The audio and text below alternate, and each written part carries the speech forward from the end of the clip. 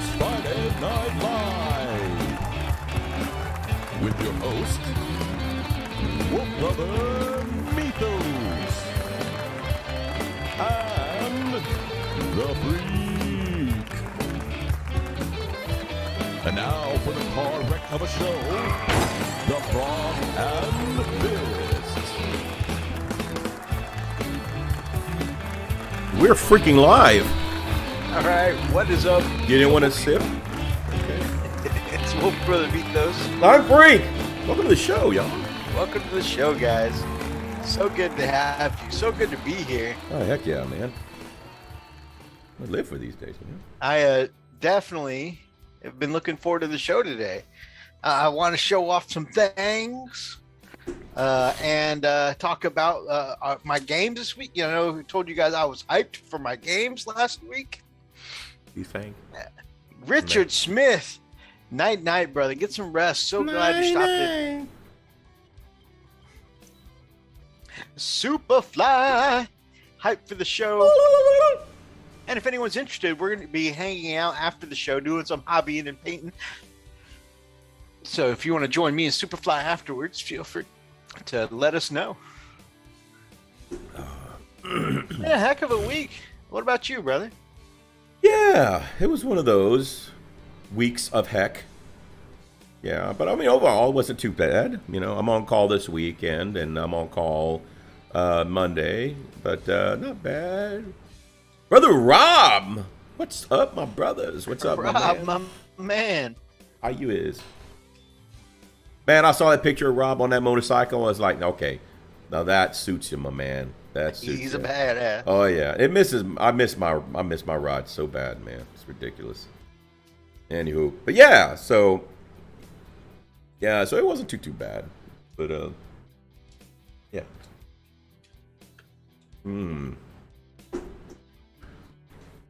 See, we're having a couple subscribers here recently.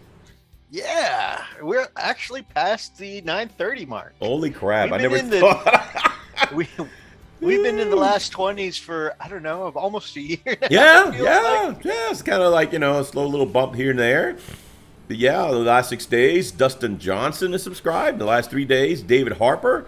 So thank you for the subscription, thanks, guys. We really appreciate it. Yeah, man. Yeah.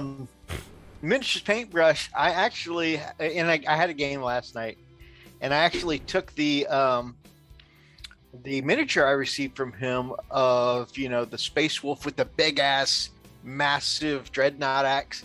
Because it's such a massive axe, I usually take it as a thunder hammer, just because I imagine that's an axe that's 3-4 times the normal size. It better be hitting like a thunder hammer, you know? Right. Especially since the little Wolfguard pack leader the regular pack leader next to him had a little rink-a-dink axe. Like, in comparison, I'm like, oh yeah, this axe has got to be some big thunder hammy dammies. So it was good, and that was like the only squad, like Aryak and then that squad were the only ones that actually like did any killing last night. Wow. We're gonna talk about that. I was honored to have received it and to be able to use it, my brother. Thank you so much. Yeah.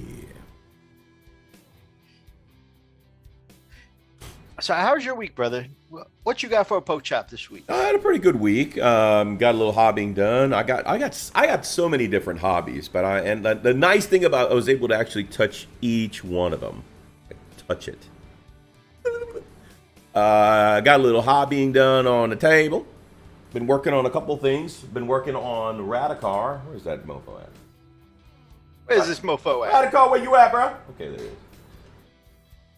So, did a little work on him. Of course, it's not going to focus because Radicar, you know, he don't work. He don't like that. You know, so of course, you know, it's like, nah, man, I ain't in this. Nah. The skin tones you've been doing look really good, bro. Thank you so much. You know what? I showed Oni, and I got a compliment from him. So he said, looking good. Looking really good. It's like, well, thank you, man. And then I've been working on this bad boy. Ooh, Storm Surge, baby. Yeah, so this is an ongoing project that I've had for quite too long. So I decided to get some gas into it and try to get it moving along. So I did these really cool glowy effects on these things there. Yeah. So, and my favorite is the shield right here, that little shield thing. So Yeah. that's kind of like my favorite glowy part. And yeah, so I'm going to continue to work on it. So there, but I also like where you have it on the cannon. Oh yeah. Nice going there. So yeah, so just kind of break it apart a little bit, color wise, and then I just got a little bit more to do, some detail work. But yeah, man, it is a beast to paint, man. It really is, and that's why I kind of sat on it for a long time, like for 2 years. But I'm moving along with it. So yeah, no face tattoos.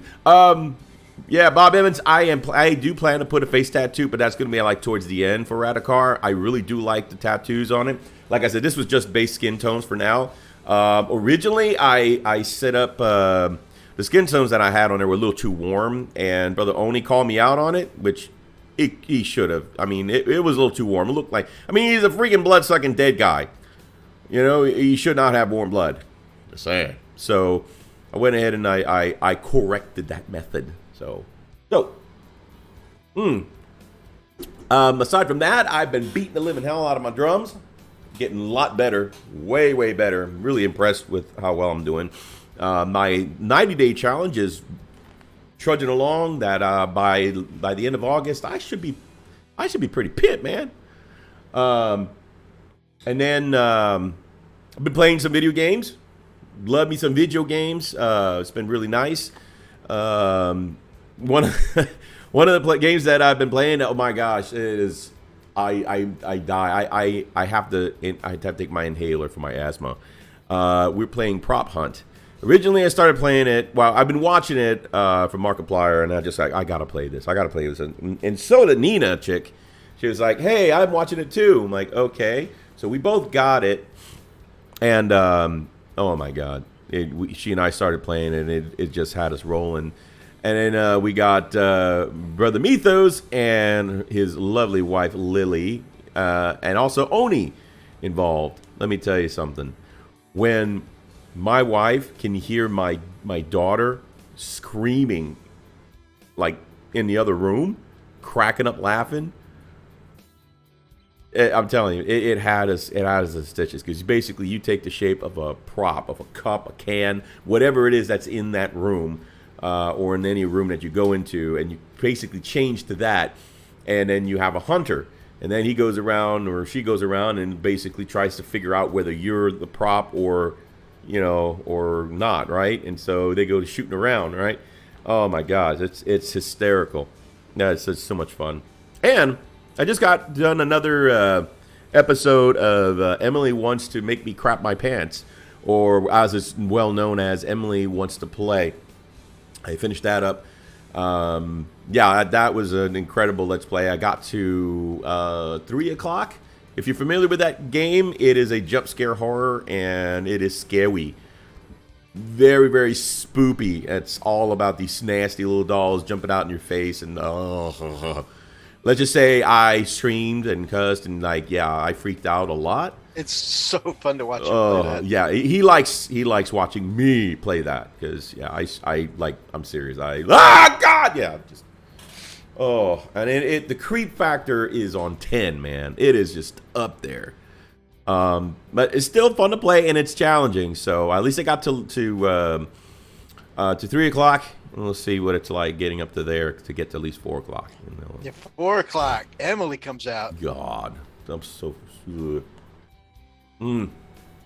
So, but yeah, that's what's been going on.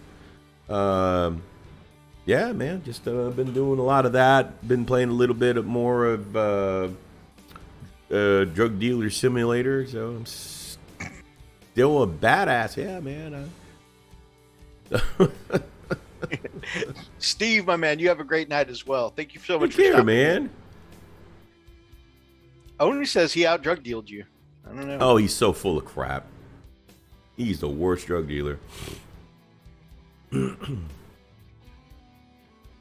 He said you were the drug dealer, but he was a drug master. Oh my gosh. If you see how he's playing and what he's doing, I guarantee you he's no master. If he's a master, I'm the drug lord. Hey guys, if you see me looking down at my phone a lot, I'm finishing. Yeah, up he doesn't getting care together about any Art of of the y'all. Week. Yeah, he doesn't care about us or me or anybody. So I'm finishing up getting together Art of the Week. If you guys have anything you want me to show on Art of the Week, send it to me and I'll get it in before we get there. yeah, there you This go. is kind of our return to Art of the Week. Not because we were intentionally being away from it for a while. We're just doing other stuff. You guys know how it goes. How does it Hobby go? butterflies, right? Yeah, man, I'm looking forward to brush your burning material. I haven't done that in quite a while. Yeah, we got we a haven't little burned our brushes in forever. right, and with the drought and all. Oh hell yeah, man, we're ready to burn some God. shit. Yeah.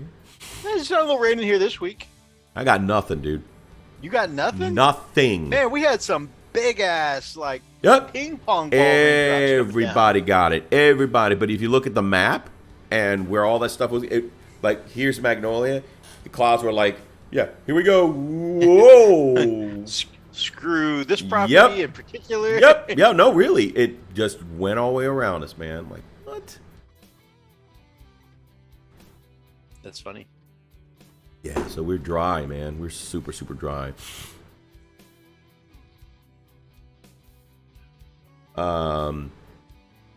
This past weekend, I got to celebrate my birthday, which was really, really cool. That was so much fun. It was a lot of fun. Got a game in with Brother Oni against his amazing. What was it? What was it? What was the name of this nasty The Golden D's nuts. Golden D's Nuts Custodes? Yeah. So yeah. He. So we played the Comet, which is one of my favorite missions. And man, okay, so I'm happy to say that I didn't get tabled, right? Shoot. But Me and my knights got tabled turn 3, baby. yeah, so I hung in there, but man, by turn 4, he was just nonstop, man. He was unstoppable. He was tough as nails, man. So it was a really fun game. The funny part about it, the Comet landed on turn 3, right? He didn't care anything about the Comet. He was coming after me. Didn't care about any objectives. He came after me. Like, dude, the Comet's right there. It's right there in the middle. Go for the Comet. No, I'm coming after you. Oh, wow. Okay, you suck. He's like that meme of the the guy biting his metal. Yeah, popping champagne, yeah. hitting on people. And he's got the 3rd place while the Yeah, I kicked ass. Howdy, my brother. There he is. Good to see you, SOB. my man. So, hi, yeah. But yes, that is the name of his custodes, Golden D's Nuts. So Golden D's yes, nuts. D's Golden Nuts. Oh, you changing it? D's Golden Oh, Nuts. D's Okay. Golden Nuts. My bad. Oh, okay. All right, that's right. I'm sorry. I apologize. D's Golden Nuts. Originally, I mentioned some other names because he was asking, what should I name them? And I said, I hate freaks. A bunch of other ones like I don't know, not worth it anymore. I mean, but yeah, it's D's Golden Nuts is going to work out. So that means when he goes D's out, Golden Nuts. yep, when he goes out to tournaments, he goes like, all right, who we're playing against? D's Golden Nuts. D's nuts. Got him. Better remember that name. We told him that because he's getting into the tournament scene. Yeah. And we told him that no matter how he plays or how he does, it's going to be fun because it'd be like, who'd you get beat by? D's Golden Nuts. Who did you, how'd you make it to the final round? I beat D's Golden Nuts. Right. All right, man. Okay, my guy. Okay. Yeah, keep it up. Yeah. So it was a good game. It was a fun time. We did some karaoke. Mythos and his brother came by. Of course, his family came over. We had a good little time singing karaoke and stuff. Had tremendous amount of sushi. We just tore lots of fish, and yeah, it was epic. It was so freaking epic. I can never roll my sushi tight enough and kept falling apart. So freak had to roll my second one. Oh, it was awesome. He goes, "You want to do it?" "No, I got it." And he starts rolling it, and it looks like it's okay. And he puts it on the plate and exploded. Like, he goes, "I made a poke bowl." It's like, did you talk about the cigar? Speaking of which, I had a poke bowl for dinner tonight from this place here on North Park called Pokeana. Okay. Oh my god, it was so good. Like, so good. Oh man. A little dry. I needed some more soy sauce. But once I right. put some soy sauce in, whew. Nice. So Steve wanted me to mention real quick, because he's really proud of the fact that in turn one, like straight right off the top. So he won the initiative. He took the initiative off of me. Originally, I was supposed to go first, and then he wound up stealing it from me. Okay, that's just how he is. Sucks. Oh, you guys should seize the initiative? He's the initiative, yeah. Y'all went way back in the day. Yeah, we did that. So he stole it from me. Rat bastard. Anyway, so he wound up getting it, and which is fine. The first thing, he looks at me, and he looks it down at the table and looks back at me, and he goes, "I'm going after Siskaran." Like, why? Why are you going up? There's plenty of stuff in front. You can go after anything you want. No, I'm going after Siskaran. Butthole. So, right off the top, moves right in. Boom. The Sicaran never once, dude, all the cannons and weapons were cold. Not a single shot ever even fired. Like, this is crap. You stole it. No, you stole it. You stole it. You stole it. Say it with me. I stole it. You stole it, okay? Don't hear your crap. You stole it. Anyway, he blew up the Sicaran like it was not even there, man. Like I said, never had a chance to fire anything. So, yeah. But overall, like I said, the whole game was pretty fun. Okay, my guy. I got your guy. Okay, my guy. Anyway. We rolled for first turn priority. I didn't steal nothing. So yeah, it was a good time. It was a really good time. Yeah. Hopefully we can get more time with. I was it started falling apart for everybody. Like my son-in-law, who really wanted to get in a game, he wound up getting called out to work, and then Methos and his family have to leave because the poor puppy was stuck in the apartment for so long, so they had to leave, and it was like. So then my sorry, my brother. it's all right. My kids show up and they were like, "Hey, let's do karaoke," and then we did for a little bit. So that, like I said, overall it was pretty good. Yeah, surprisingly enough, Salt Freak didn't come out. LOL. Well, I mean, it was a fun game. It really was. There were no shenanigans. I wasn't rolling bad. I wasn't rolling like mysteriously off. By the way, I did get some new dice for my birthday, which is amazing. My birthday. How'd they roll? They roll well. I mean, they rolled. Honestly, you know what they remind me of? They remind me of the red dice, the red GW dice. Nice. They rolled very neutral, very general. So okay. Yeah, no, I thought they rolled really well. I liked them. Yeah, so, yeah, it was a good night, man.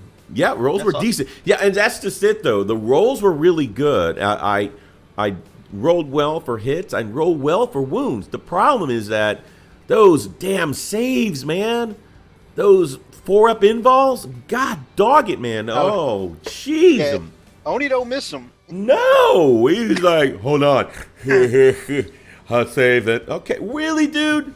Every last damn one of them. He never missed a single one. Him and his loaded ass dice. That's right. I said it. Speaking of which, I told Atlas last night, I was like, all right, looks like the next day I'm painting up are my stones.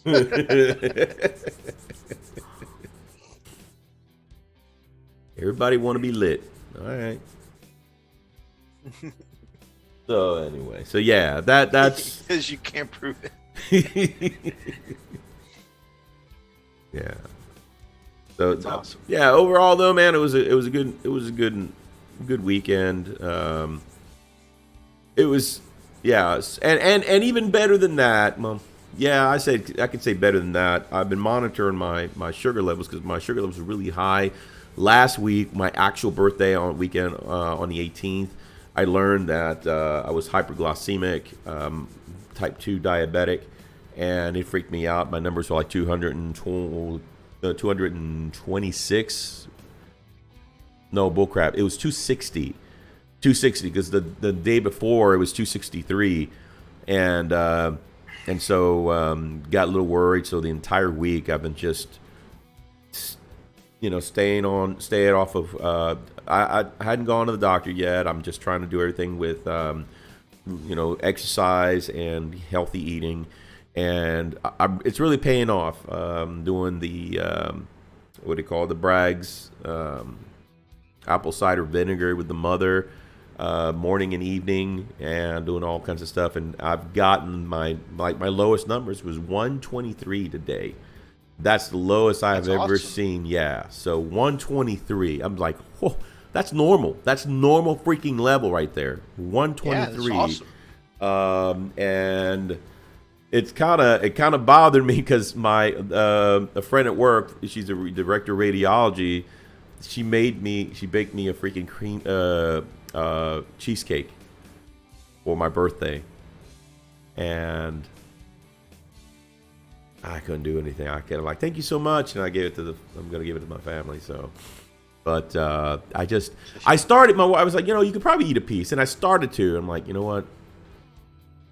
I put the fork down and said, you know what? I've worked too damn hard to get to this point, and I don't want to blow it. I need to get my body back regulated well, and I just can't do it. So yeah, you know what? I'm okay with it. I'd rather do that than keep putting my body through what it's already been through for a long time. So Oni says you should have slapped it out of her hands and yelled, "Am I a joke to you?" That would be horrible. Just turn it over like a table. What? Are you trying to kill me? Have you seen that Lonely Island song? Happy birthday to the grass. I threw the rest of the cake too. Welcome to the real world, jackass. Oh my God. But yeah, it was a nice gesture. But like I said, I couldn't deal with it. Oh, but yeah. So far, man. that's been. So what you been doing, man? What you been cooking over there? First, I'm gonna say good evening to Marine. What's up, my man? What's happening, man? Hope you're all doing well. Hope you're doing well. X-Year Commander says happy freaking Friday, all. What's happening? Man, I've had an awesome week. First of all, getting to hang out at your party, my man. That was awesome. We did some singing, and then I don't know if it started on purpose or not, but me, my brother, and Freak each took turns doing a Metallica song. Yeah, I think that was like our last round. Yeah, that was. So and much I was fun. like, well, as long as we're all doing our Hetfield impressions. Yeah. So, Is that my tongue? let's see. My tongue's. You did Nothing Else Matters, Yep. right? Yep. Razzie did. Which one did he do?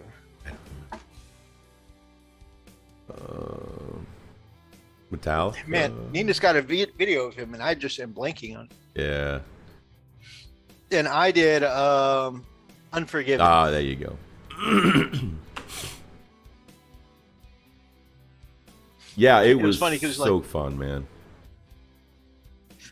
The look on Steve's face, because I'm like, Unforgiven, and you're like, is that by Metallica? And Odie's just like, it's literally the one your hand is on right now.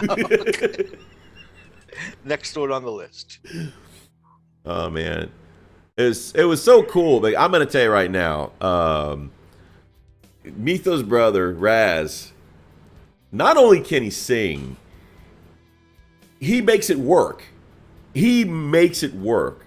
I mean, the guy can make it freaking work, dude. I mean, he just does the whole mannerisms, the body language, the whole nine thing, dude. Oh my god. It was insane. He's definitely a performer. He is a performer, and he did really, really well. It sounded great. My voice is somewhat okay. I'm not the performer because I'm so used to being behind an instrument.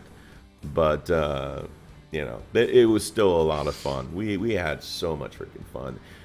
My daughters sang too. They had a kick. Oh, funny thing about it is the Oni got the brunt of all my daughters. he got to witness the craziness of the Kobos clan. So yeah, that I was like, so yeah, you got to witness the entire messiness, huh? The nuttiness. So, but, well, you say it wasn't that bad, then you know. Oh, okay, and get this, Mythos.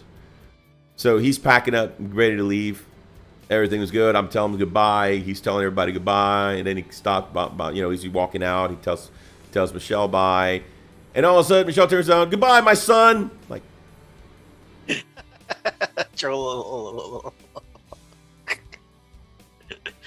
you know, it's funny. A couple weeks ago, we were at the early Father's Day Warhammer Bash Atlas threw for us. yeah. And I was talking about how Atlas was there and Lars was there and Oni was there. And Alira goes, I didn't know Oni was a dad. I'm like, oh, no. He's like, oh, okay. I was like, well, you see, kind of a running joke because, you know, basically Oni's Freak is Oni's dad. So, you know, we thought it'd be a fun father-son moment. God. Yeah, it got everybody calling me Papa Freak. Papa Freak. In fact, I think Nina tagged you on Instagram as Papa Freak. Horse crap. So yeah, that's the crap that I deal with. Yeah. Anyway. Yeah. I mean, so the karaoke party was super fun. My brother, Darklight, is a great singer and showman. Freak, lifelong musician, always really good when he gets up there. His middle daughter, Nina Chick, got up there. I was like, whoa, professional level. Like, when's she going on tour? Freaking kills. She killed it. Kills. When I get invited to these things, I'm the friend you got to bring earplugs if you're going to get in the car with me because I'm going to crank up the radio and I love to sing. I'm not good at it at all, but I have a good time. So it's called passion. And it's not bad. It's not bad at all. I'm the guy you invite to karaoke party to make the other people feel more like, Brass gets up there. I can't go after that. I get up there. All of a sudden, everybody's brave. Like, oh, right, I can do better that way. Woo. Oh, my God. Having Mythos go up there is like having a couple of beers, you know. You get that courage and like, all right, I can do this. He can do it. I can do it. Get me out of the way. I got this. You know. So that was fun. This week, again, I did some. I didn't get as much time to paint this week or hobby, but what I did get, you know, was I kept hustling when I was able to fit in the time. So like, Oni printed me and a Blood Angels Dreadnought that he brought to the party, and I have a White Scars Leviathan that I was working on and never got to build. I stole the arms off of it, put it on the Leviathan for my Blood Angel. So I've got Claw and Storm Cannon, and I magnetized the Storm Cannon so that way when I get a Grav Cannon, I can put a Grav Cannon on it. Maybe I'll get an overcompensating Grav Cannon like Freaks, because it looks really cool. Oh God! Why is it overcompensating? It's just the size of the cannon. I need to get a power pack. It's not about the size; it's about how it works. Maybe if you hooked me up with Power Pack. Would you mind printing me off one of those thermal spears or whatever, thermal cannons that you did for your dreadnought? Yeah. That'd be cool. This the spear. You mean the what is it you're needing? Cyclonic Melta. The Melta Cyclonic. Yeah, you're right. Cyclonic Melta Lance. Yeah. Okay. Yeah, I should do that. That'd be awesome. Yeah.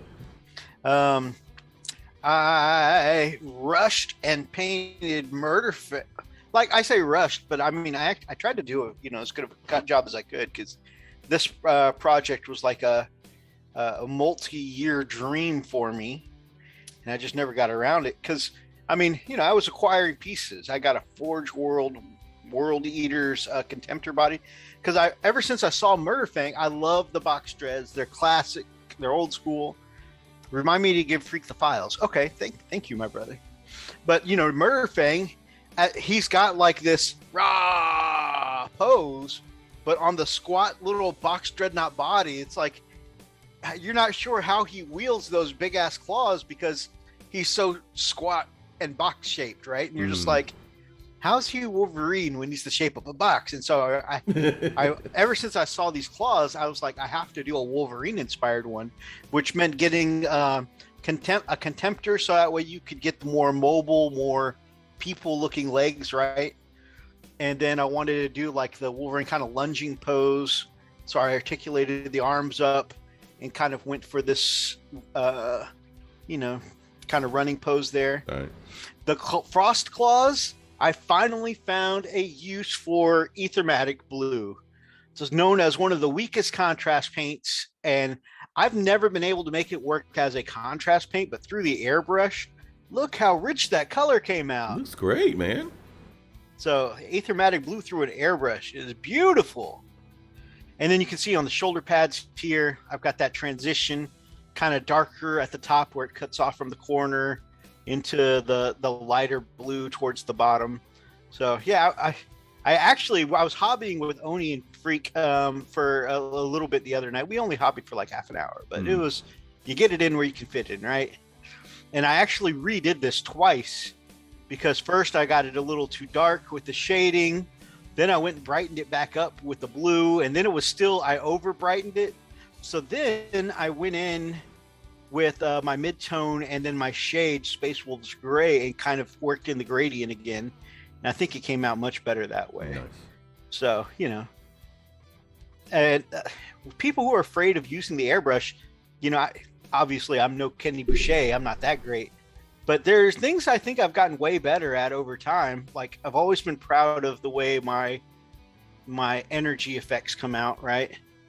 But also things like the fade here on the armor, the transitions of blue, or like here, where you can see the glare might be a little too harsh. Maybe at that angle.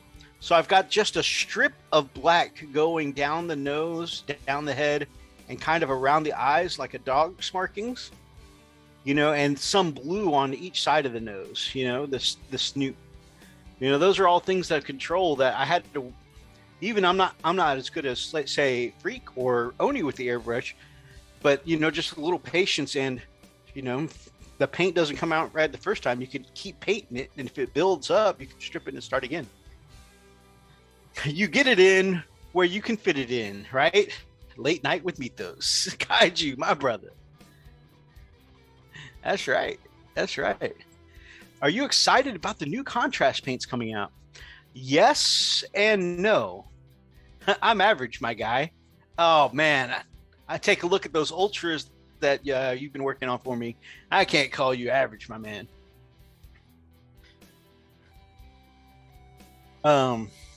You make stuff pop with the airbrush for sure. Who's that? Oh, Steve? Hell yeah. Yeah.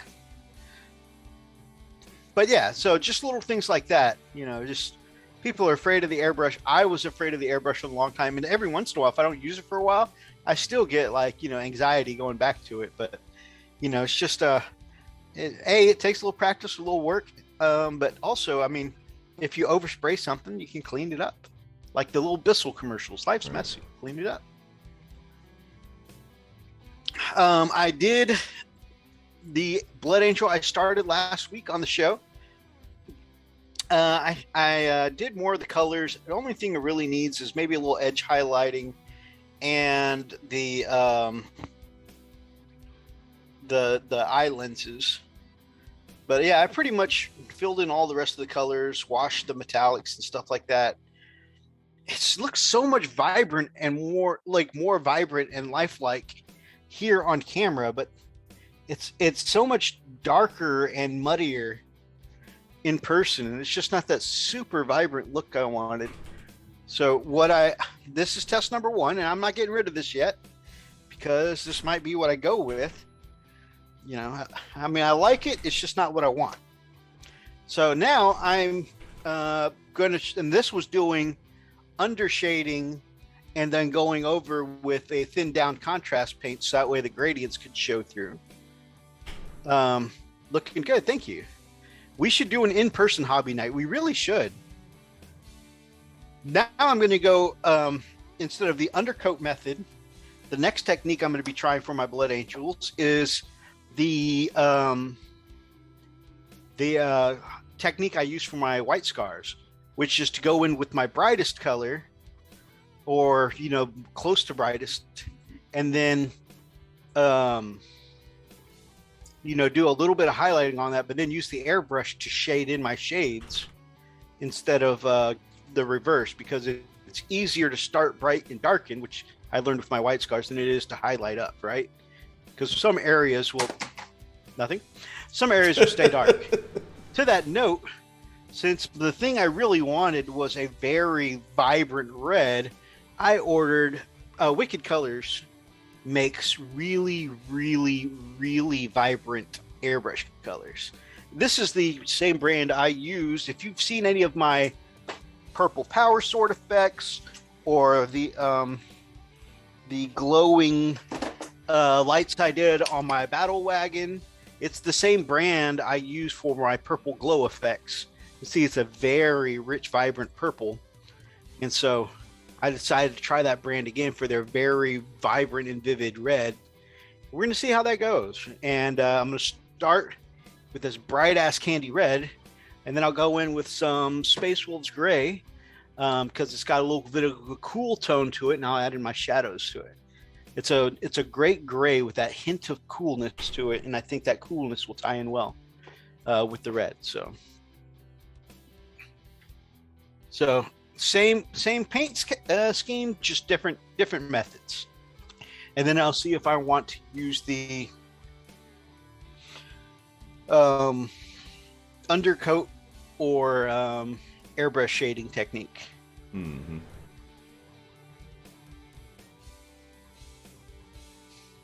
My mom thinks I have a hint of coolness. I think you've got loads of coolness, my brother.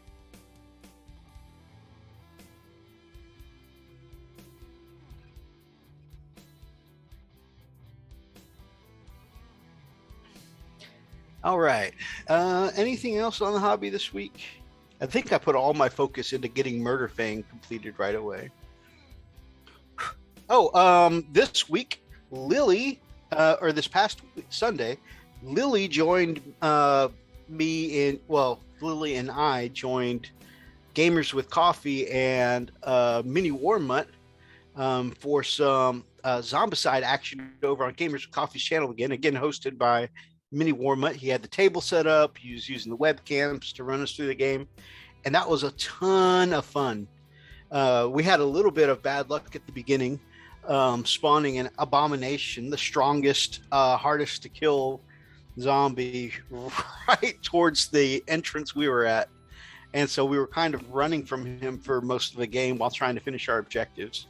But so that game actually spilled over past time for us, and we're actually going to be finishing up, I think, this Sunday. So if you guys are interested in seeing the conclusion of our Zombicide game, check out Gamers with Coffee, and it's Sundays at 4 p.m. U.S. Central Time. Sunday.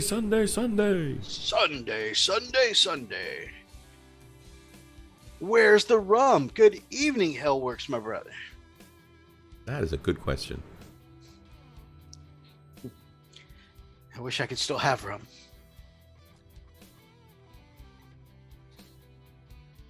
Mr. Owl, how was the birthday gala, and how many licks does it take to get to the center of a Tootsie Roll Tootsie Pop?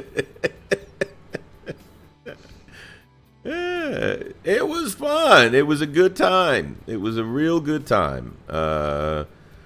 As far as the licks and the Tootsie Pops, well, I usually leave that for our Chippendale show.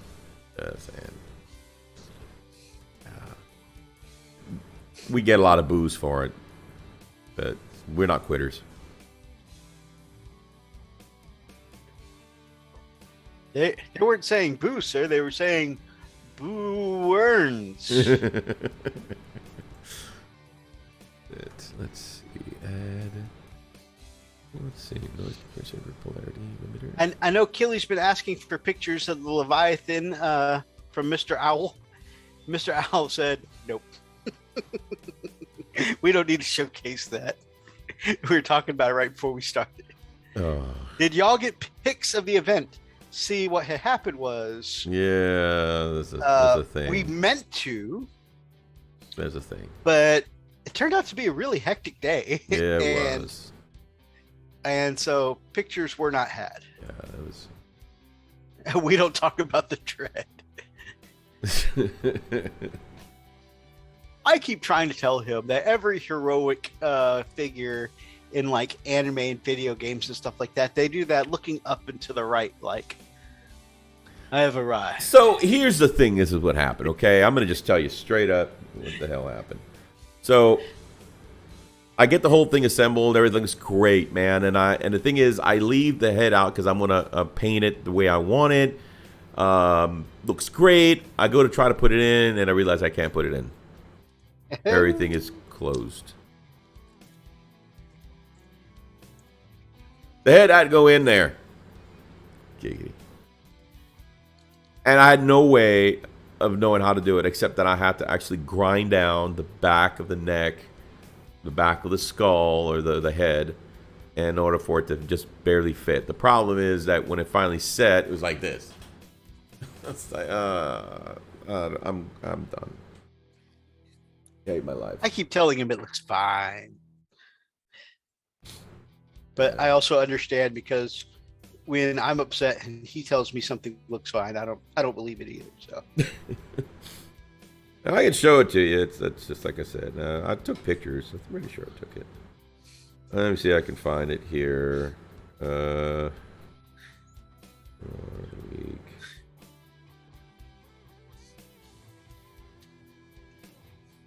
Like I said, overall. No, these aren't finished pictures. I guess I should get the finished pics. For Keela's sake. It's still in my box, man. Hang on, always just grind the neck. Yeah. Hang on a second. Let me go and. Oh.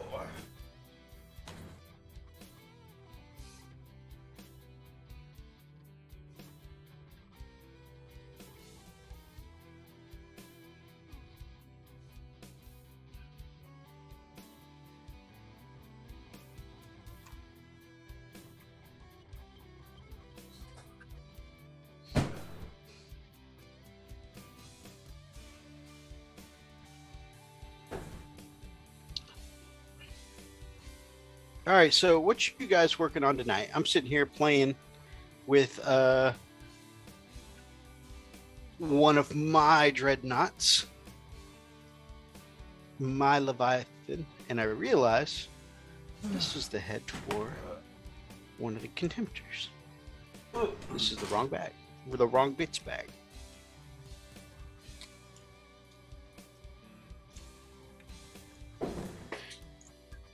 All right.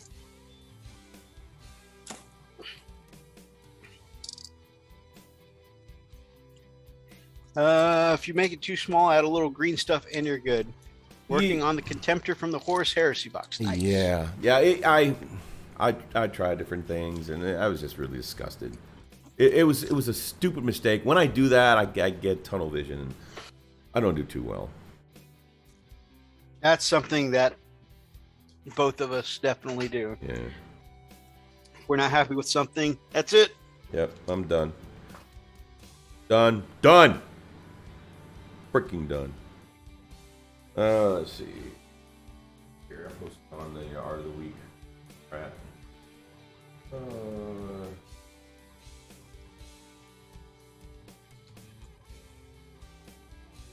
Also, I'm sure most of you here have seen it, but if you want to see close-ups of my completed murder thing, I did a YouTube short yesterday, so you can see it there if you would like to see those close-ups.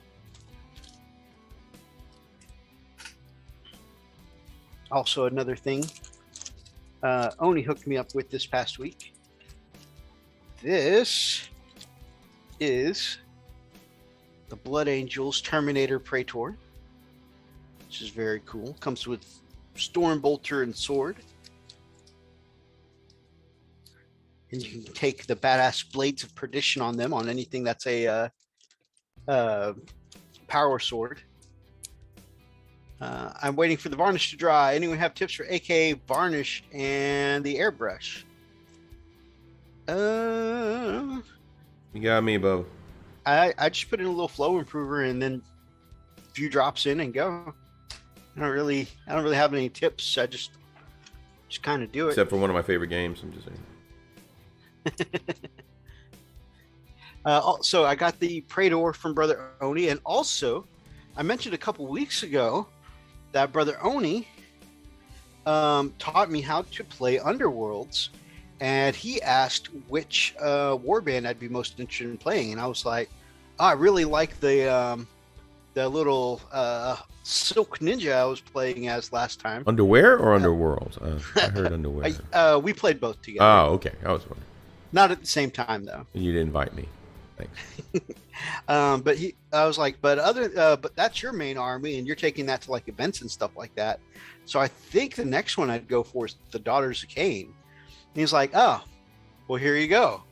And he brought to the party and all this skin is painted by him, by the way. I am not this good with skin, but yeah, check that out. He brought me the whole warband and the full deck of cards. So now I'm officially in Underworlds. Oh, look at that. Man, she's pretty. My aunt is pretty. Mama.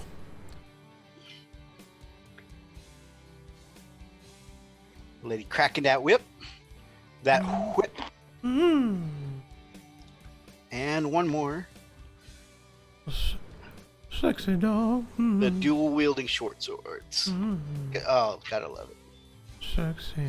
And the part that intimidated me the most, doing the skin, already done. Them cheeks, though, right? Using skin. I walk away from it, have some tea. This, of the other things, the solution will run you over like a Mack truck. All right, here it is. Oh, Here's 6.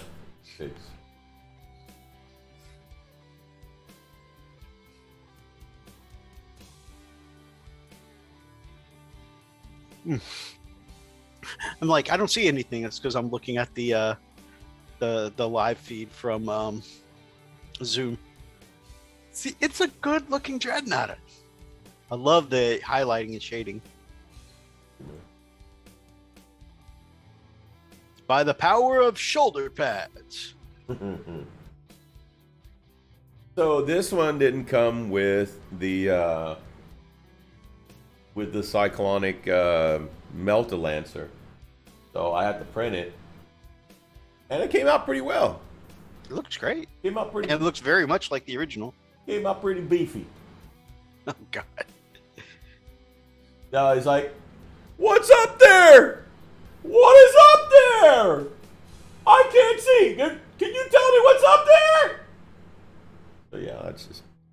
Thomas also hates how they did the Levi heads. Yeah, I mean you have to put them in first before you assemble the whole damn thing. It's just anyway. So yeah, there we go. Now you got to see. Brother, help me! I gotta go poop. I can't get. All right. Superfly says you have to keep pushing. Even if you don't like it, abandoned projects will not only waste money, but cost you storage space. Oh, we finished it. That was the last touch. He sealed everything up. Yep. Even took it to the I played even it. took it to the game this week. Yeah, I played it, yeah.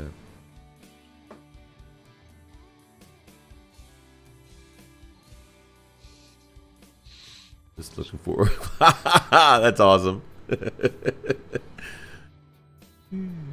Yeah. Yeah, that's a good point. I was about to say, oh, if you're looking for orc flyers, and then I realized they were saying that the Dreadnought's looking for orc flyers. That's awesome. I was about to say, Fish is actually working on his Dakajet right now. Oh. And Commodore recently finished up his Dakajet. So, although your Dreadnought will have a hard time seeing fishes because it's purple, and we all know purple is the sneakiest of the orc It colors. really is super sneaky. Cannot underestimate the level of sneakiness.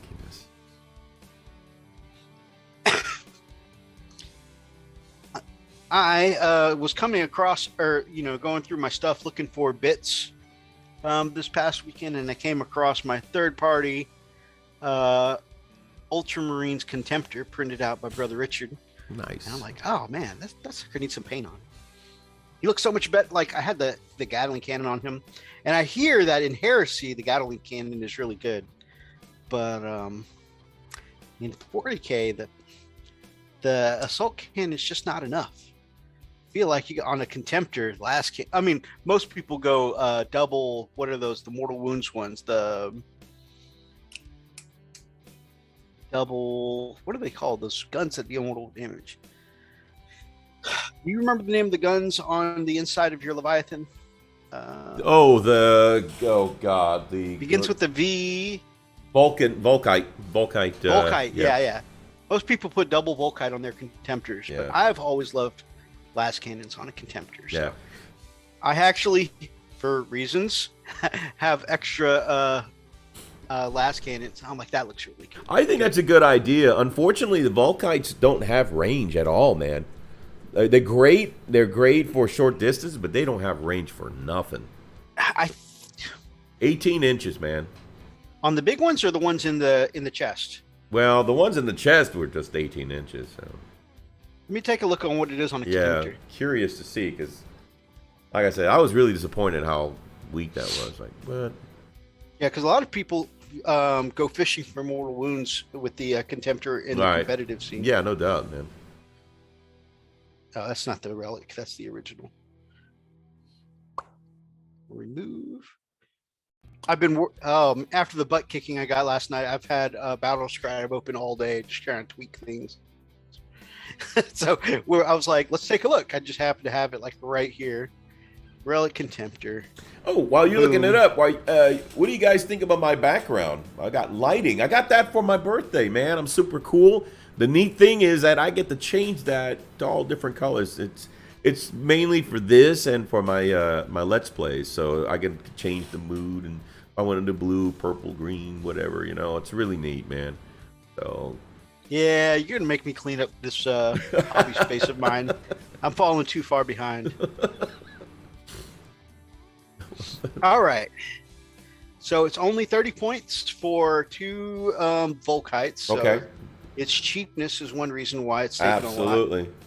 a lot. Now let's take a look at the stats on a Contemptor with Volkites. Yes. You get on each one, you get 45-inch range. Oh, jeez. Heavy 8, and since you're, like I said, competitively, they take 2 arms, both with the Volkites. So on the standard competitive loadout, they'll have 16 shots, 45-inch range, strength 6, AP 0, but 2 damage. And every time that you roll a 6 to wound, deal a mortal wound on top of any other damage. Right. Wow. It's almost like Meltus in a way. Yeah, 16 shots. You're just fishing for mortal wounds there. Yeah. Wow, that's pretty good. 40. That's tables. That's table length. Yeah, pretty much.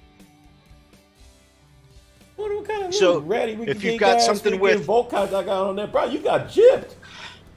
2 dammies a piece too, man. I got so, gypped, you know, man. if you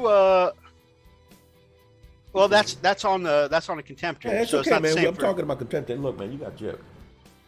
So if I know you've been showing your Contemptor some love, if you print out and magnetize up some Volkites, not that I'm saying for anyone specific. Oh, it's gonna happen. Oh, it's gonna happen Oh, because I just got this won't. right here. I know. I But, see that. let's- I feel that. I hear it. I feel it here, man. Yeah. I feel So it here because if you I'm happen- tired of dealing with these golden nuts. Just saying. That's right. If you happen to hit these golden nuts, Right in the nuts. Yeah. then Yeah. that Morph Invul won't matter against mortal wounds. I'm just Right on. saying. 16 shots, 16 opportunities to get mortal wounds. I think that's a great idea. Man, screw your 4-up invul, man. If I give my Dominus a Volkite Blaster, heavy 3 and only 24 inches, but the mortals are spicy. Agreed. I always give my Tech Priest Dominus a Volkite Blaster as well. My Abhorrent has Volkite. Nice. The 5-up Feel No Pain you'll still get. But yeah, the invul saves. That I think that's another thing that makes his golden nut so spicy is Those damn invuls. not only the invuls are already hard as nails, Yeah. but then on top of that, like you're like, finally he failed one, and then he goes, Okay. and I make both of Fine. my Feel No Pains. Like, Yeah. god dang. Yeah. Yeah. But I'm just saying, if you get past the invuls, you're halfway there. Yeah. I gotta find some. And 5-up is a lot less guaranteed than a 4-up. Yeah.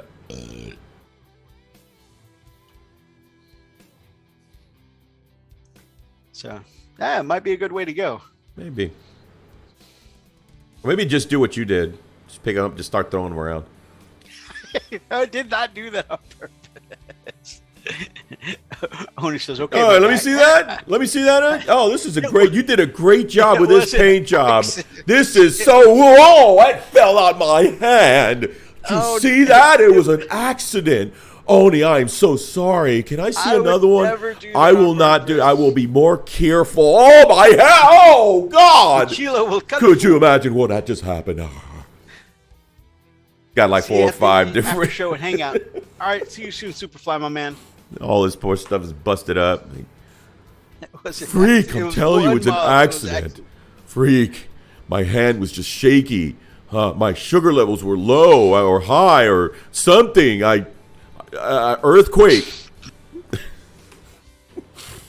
Yeah, I had sudden Tourette's, even though I don't have it, but it happened. Yeet! Kaiju says, "Who feels no pain now?" Is it?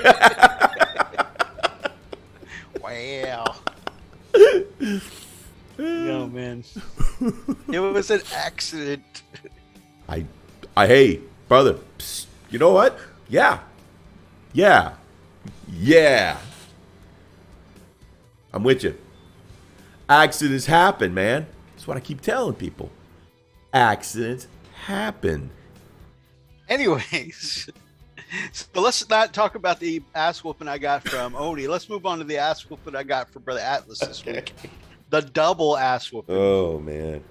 Okay, so you guys know last week on the show, I was all excited and pumped. I brought it up like 4 times. Like next Thursday, I got a game against Atlas.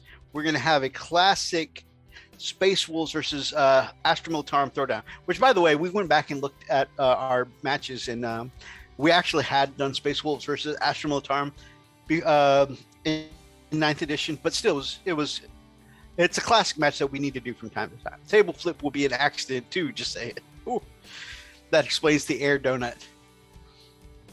Air donut? I like donuts, but I don't know about air donuts. What are we talking about here? I don't know either. Help me here. Anyways, so Atlas came over and he's added to his army. He's got 2 Russes now, which, by the way, he hooked me up with one of them. So I'm gonna paint it up. It'll be a little darter for my Imperial Guard army. And, Oh, that's right, the ass donut. Yes, it's the thing that you sit on because your ass is sore as hell. I got you. That's not wrong, man. That's the pillow that the proctologist gives you. Here, you're gonna need this for about a week. Oh man. Yeah. So, Doc, it was 1,000,001 shot. Anyways, so Atlas comes over. He picked up 2 new Russes for his army, and it's cool. He and his wife actually spent an evening while he was working on them naming his tanks. And one is called the Old Timer, and the other is called Mythos Whooper. Something like that. No, it's Old Blondie. Old Blondie. Or Atomic Blonde and Old Timer. Okay. Yeah, there we go. Atomic Blonde. And Okay. man, those demolisher cannons are no joke. On top of the indirect fire raining down on me from the basilisks. Screw those things. And Screw those things. Tank commander on both of them. Screw those things. You know, so that way he could get the re-rolls going on, and and the orders, and Sergeant Harker. He calls me up and he's got me on video and he's panning around and I see the thing that I dread the most. I say, "What, Mythos? Why are those things still standing?" And I'm looking at 2 basilisks and that one that's like right dab in the middle. I'm like, "Dude, why is that still standing?" He goes, "I tried, man. I tried." Yeah, it was like, "I tried, man. I tried to kill him. And I threw everything he's at blowing shit everywhere. I can't do it." Like, oh, jeez. I was whiffing so hard last night. Yeah. And also, just like the amount of extra fire that those 2 Russes brought, in addition to his other stuff, he had 2 Bane Wolves, which, you know, most of my melee things, cavalry, stuff like that, my Terminators, a Bane Wolf wounds infantries on 2+, and they auto hit, right? And so, I mean, bracketing them didn't help or whatnot. They're just constantly putting out wounds. We all know how efficient the freaking Basilisk is. But then also, which one of you is having a good luck? Yeah, I called them up last night on a messenger chat. I was like, "All right, let me see him." What do you mean? One of you is getting extra sugar somewhere. Who's getting the extra 11? My night was going so bad. One of them must be having amazing luck. And Odie's like, "Oh, well, I just found out I'm getting a bonus." God dang it. And Freak's like, "Oh yeah, I got a free quiche from work." And like, yeah, man, they gave me free food. Yep. I watched Gaz kill a Dreadblade yesterday. That sounds awesome. So anyways, we get into the game, and I have a Storm Wolf full of Aryak and a squad of Shield Brother Terminators, which, by the way, you guys may have seen up on Instagram this week. I kitted out with extra Cyclone missile launchers on top for a little anti-tank damage. Man, I fly that sucker over into the corner. I even body block. I tried to do some smart movement with the flyer. I body block so he can't move his vehicles in. So, and I saw that way I can kind of mark off the corner of the map for when my dudes need to get out, right? And yeah, so I pour so much firepower. I'm talking, I had I had 4 last cannons. I had I had double Melta arrays, which is 2d6 or no 2d3 Melta shots. I had the Hellfrost cannons. I had Hunter killer missiles. I just had so much anti-tank fire go down the lane, and I managed to take like the very first shot. I rolled 5 Melta array shots, right? Guess how many got through and wounded? 1. Yay! Yay! Okay, so I rolled the damage, brought that down to 3 wounds. Okay, then I rolled everything else. 4 last cannon shots, the Hellfrost cannon, the missiles, yada yada yada. I poured firepower. Guess how many models I killed? 0. Jeez. 0. Everything else didn't even either didn't hit or didn't wound. I just kept rolling 1s and 2s all night, guys. I changed dice. Red dice, 1s and 2s, 1s and 2s, 1s and 2s. Blue dice, 1s and 2s, 1s. My Space Wolf dice, 1s and 2s, 1s. I was like, no matter which set I'm using, it's just okay. So now my flyer is sitting there surrounded by everything, and where I expected to create a vacuum of at least one vehicle, I was hoping to go down in all that firepower. Goose egg. So now that's less space for my models, but that's okay. I corded off a little section of the map. But then, yeah, it's just like everything was still there. So then everything starts getting out of transports, and his Basilisk turn and face my flyer, and one of the Bane Wolves come over with its auto hits, and you want to borrow my dice? I need some kind of dice. Hell, maybe I need Jesus. I don't know. I need something. But yeah, it's just everything was suddenly facing my flyer. The Basilisk and the Bane Wolf, I think by themselves. Yeah, the rest didn't even need to get involved. The Basilisk and the Bane Wolf blow up my flyer, which, by the way, the last time we played, which I think this has the same toughness and wounds, the Xiphon, it took way more of his army to blow my flyer out of the sky when it was my Xiphon. It's the same toughness and wounds. It's just this time, I guess his dice were hotter, or my saves were worse. One of the two. But yeah, so this sucker, you know, he brings my flyer down, which, since everything surrounded me, I was really hoping for an explosion, but no explosion.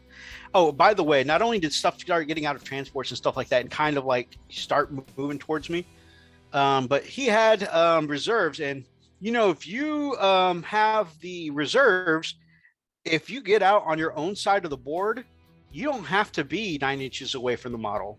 You can wrap right around the model. So he brought one of his massive units of guard out from reserve, and I had the Basilisk on one side of the flyer, and another one, the squads that had moved had gotten out of its Chimera that I blocked off, and just kind of single filed on another side.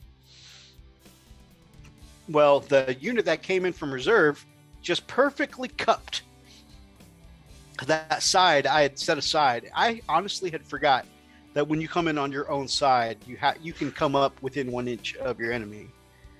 And so, yeah, he was perfectly wrapped around my jet. And so when my flyer went down, there was only enough room to put 2 Terminators on one side and Aryak on the other. So I lost 3 Terminators, 3 expensive ass Storm Shield and Thunderhammer Terminators, because he simply outplayed me. He did an awesome job positioning, outflanking, and just simply outplaying me, and not taking anything away from Atlas. He played that perfectly. And so by killing the flyer, he insta-killed 3 Terminators. And then all of those las guns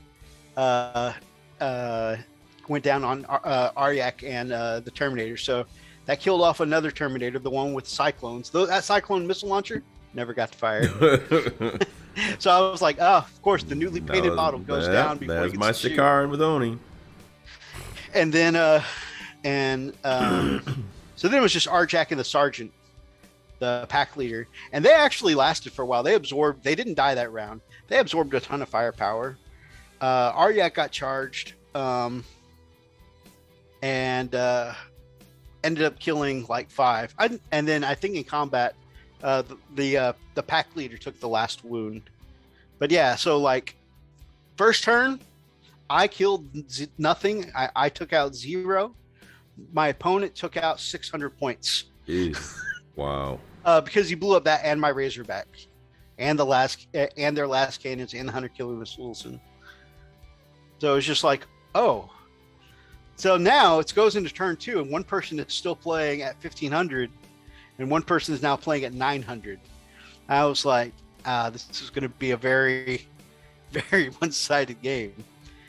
So then that was a ton of whiffing. Like I said, all the firepower I brought, specifically knowing I was going to be facing tanks, whiffed. Whiffed. Only one shot out of all that went through. I couldn't believe my luck. And in response, like I said, I wasn't rolling very good saves except for Aryak. And so stuff was dying left and right every time I'd roll dice. And then finally, I had this big ass squad of 5 Thunderwolves. They moved up finally and wrapped and trapped the Bane Wolf. Now, normally I kill tanks easily with 3 Thunderwolves. 5 seemed overkill. So my plan was, I've wrapped and trapped this Bane Wolf. I'll consolidate into the Lehman Russ, and it won't be able to fire its main cannon because it's a blast weapon. It's going to waste a lot of its firepower the next turn. It's only 11 wounds. Thunder Wolf Cavalry with, Thunderhammer, Power Fists. Usually, like I said, only 3. What it usually takes for me to kill a vehicle easily. And usually that's overkill. I sent 5. It couldn't do it. It still had 1 wound left. And it's an auto hit weapon that can use its Chem Flamer in combat. So even if you take it down to 1 wound, its bracket doesn't matter because it auto hits everything. And it's just like, how? I rolled so poorly to not be able to finish off with almost double the number of Thunderwolves I needed to kill this tank and still not be able to take it out. I just couldn't believe my luck. Like, it was just unfathomable or inconceivable. Inconceivable. This is a word. I don't think you know what it means. What do you think it means? Oh man, it was, and then my I mentioned my Grey Hunt or my Blood Claws led by the Wolf Guard that Brother Rob had sent me. They actually took out a big squad of guardsmen and consolidated into the Chimera. They were like them and Aryak were the only ones to do anything. They killed more than Aryak, so like they were my MVPs there. But when the Blood Claws made their charge and the cavalry made their charge, guess who failed their charges? Murder Fang and my Wolf Lord. So guess who was suddenly out in the open? Like everyone made it into combat except my champions. So the champions were sitting there with no bodyguards all of a sudden, no lookout sir, and 2 basilisks that were just like,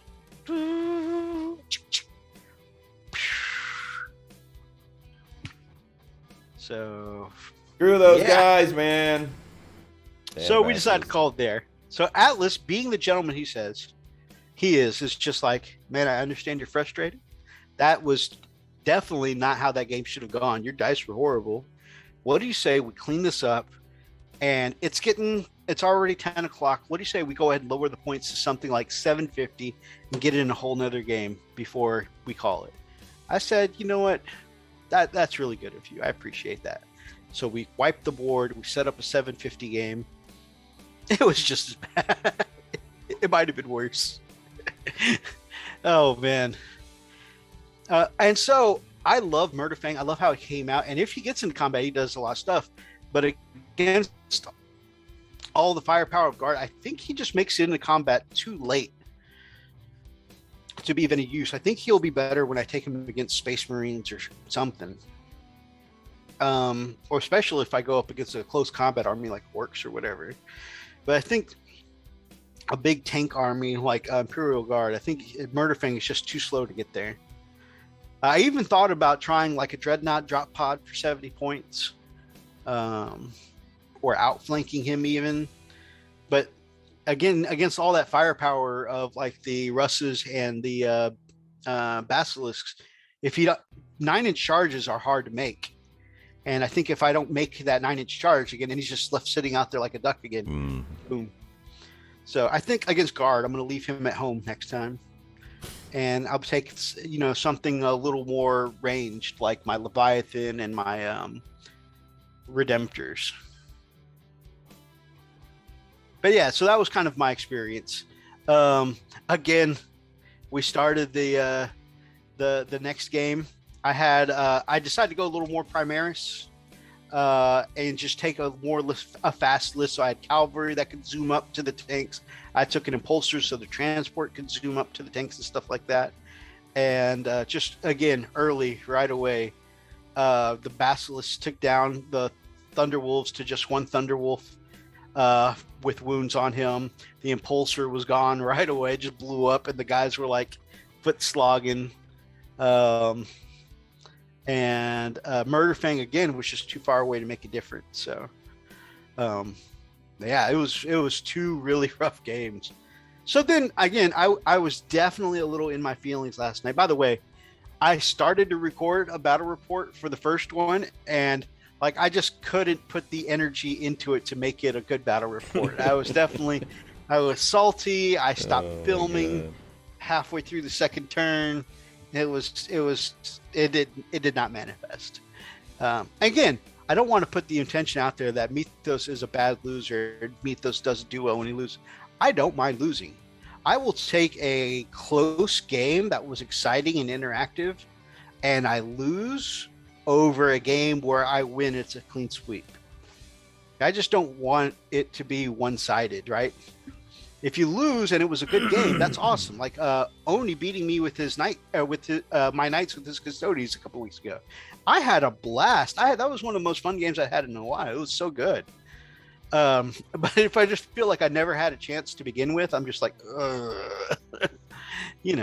So I just don't like feeling powerless. Yeah, absolutely. You start thinking, man, I wonder if he was selling eBay really well.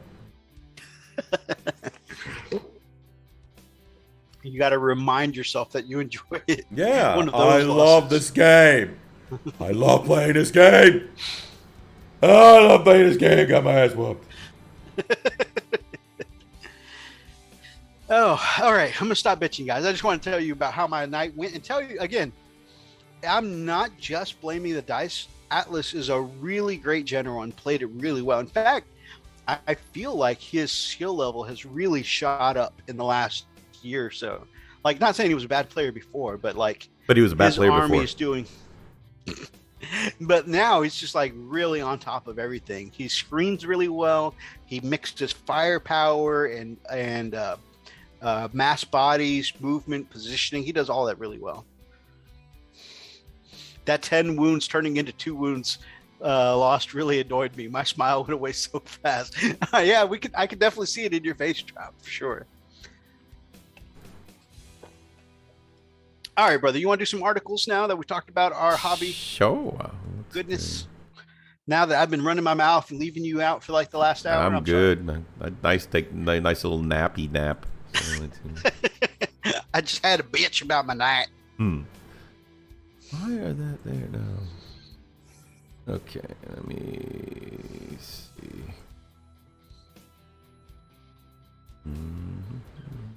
Oh.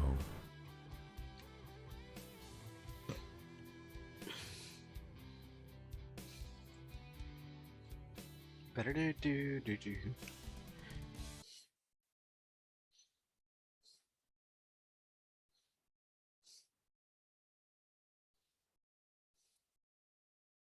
you go. Sunday preview. Brace yourself for the biggest paint launch in years. So I am excited for the new Contrast in many ways. I just wish they hadn't called it Contrast. And as we look at these paints, I'll tell you why.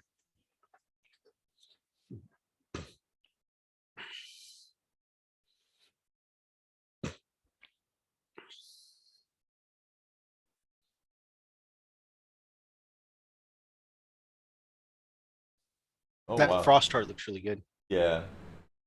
All right. So one of the things they addressed, and this was out, like, again, I really like that GW has been listening to feedback, right? And so one of the things they wanted to address is that some people, responded to them saying that they like Contrast, but it's a little not as pigmented as they would have liked it, right? And so this new Contrast line is going to be a bunch of really saturated, really pigmented colors, and which is great. It's going to have some really vibrant ones on here, like that Frost Heart Yeah, a lot. I've actually seen some of these in person, um, and they actually look really good.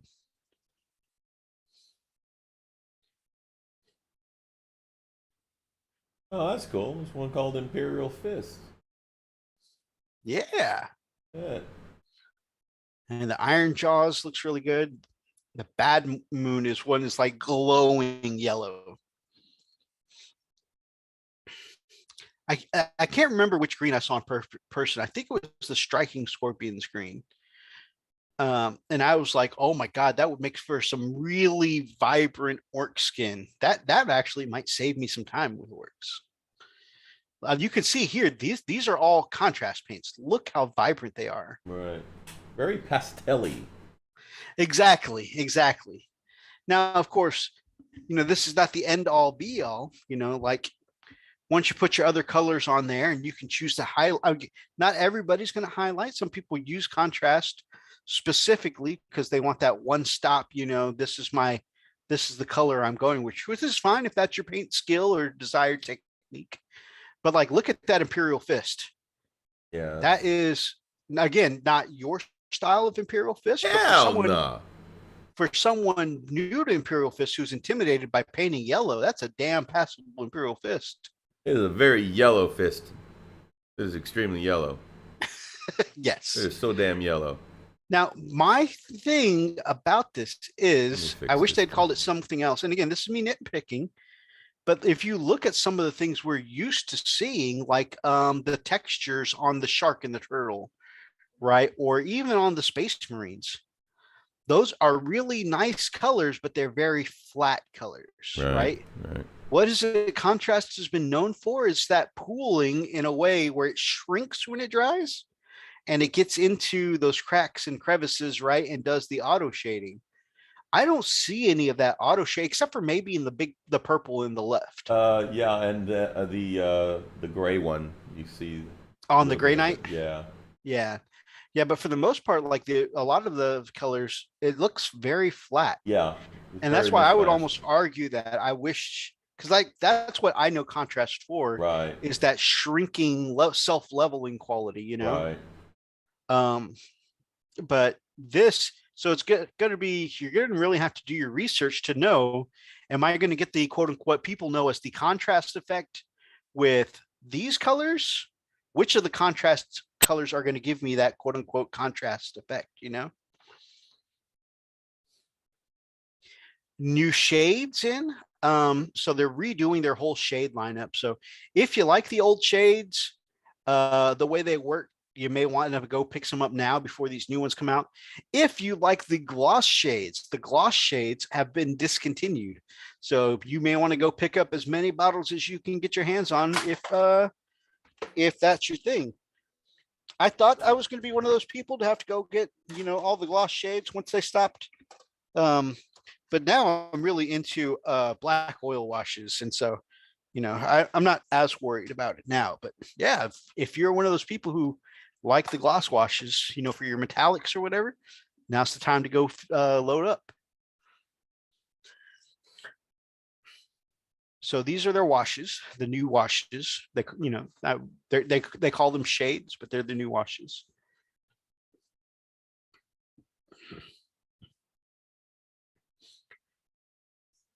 The Mortari Grime is going to be really good for weathering.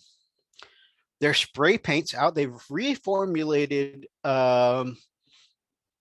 their white spray. Before it was Korax white spray, I think. This one is White Scar. And this is considered the brightest one because they allegedly, usually white primers, when you spray them from a can, have a dusty quality when they go on. And I'm sure you remember that conversation coming up when Razzie was getting judged at our very first amateur paint competition. Yeah. Right? White primers are known for that horrendous dusty quality. Well, their White Scar spray is allegedly formulated in a way that will not be chalky if used correctly, in a way that is supposed to have very, very fine white pigments. If you go a little into the science of how paints are done, usually white pigments, people have trouble getting them very fine. and that's why often white primer goes very, or white paint in general goes very chunky, is because the pigments are, you know, very large for a paint, and also like they don't smooth, like the molecules aren't very smooth, and so they catch on each other, like you know, those, gosh, what are they called, stickers? Yeah. You know, those little burrs on plants that stick on your clothing Yep. and whatnot. Yep. Their paint particles are allegedly like that, where you know, you get a bunch of them together and they start clinging and sticking together, and that's what causes your white paint to go all gloopy. Yeah, see that that one in the middle, the really vibrant green, Yeah. that striking scorpion green, I think is going to be great for orcs. Anyways, I got sidetracked there. But yeah, so their new spray can white scar is allegedly formulated to combat that. It's supposed to be one of the smoothest white sprays on the market. Again, that's not your kind of Imperial Fist there, but that Imperial Fist looks very passable. I think this is great for fantasy most of all. I mean, yeah, they might be able to do like fists and you know, blood angels, you know, but yeah, I'm not into the pastels. I mean, I think if they were fantasy, I think that'd be fine. Oh, I'm actually looking at the Imperial Fist on the right, the less pastel one. Oh yeah. Yeah, that one actually not too bad. Yeah, a new person getting into fists choosing, Yeah, you know. that's not bad. That actually not bad. That's something that probably Robert could probably take advantage of. Paint and stuff, but he wants me to paint. So. Very cool. Oh, he's got a lot of stuff assembled already. So, well, if you need any help, let me know. Maybe we can work something out. helping how? Like, huh? Oh, like working on Robert's stuff. Oh, okay. Yeah, you've been helping me with some towel for Roxas. Maybe we can do a little working on Robert and Roxas's stuff together. Right on.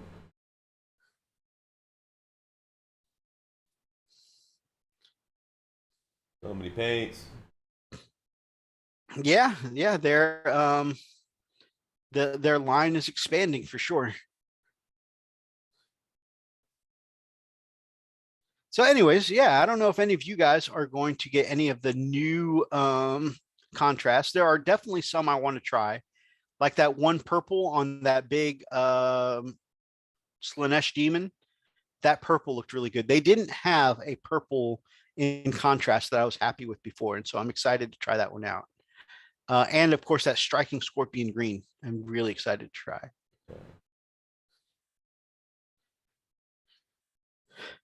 I think some of those would really work well with you know, like plasma. Oh yeah, absolutely. Effects and stuff, you know. I definitely just gotta find a way to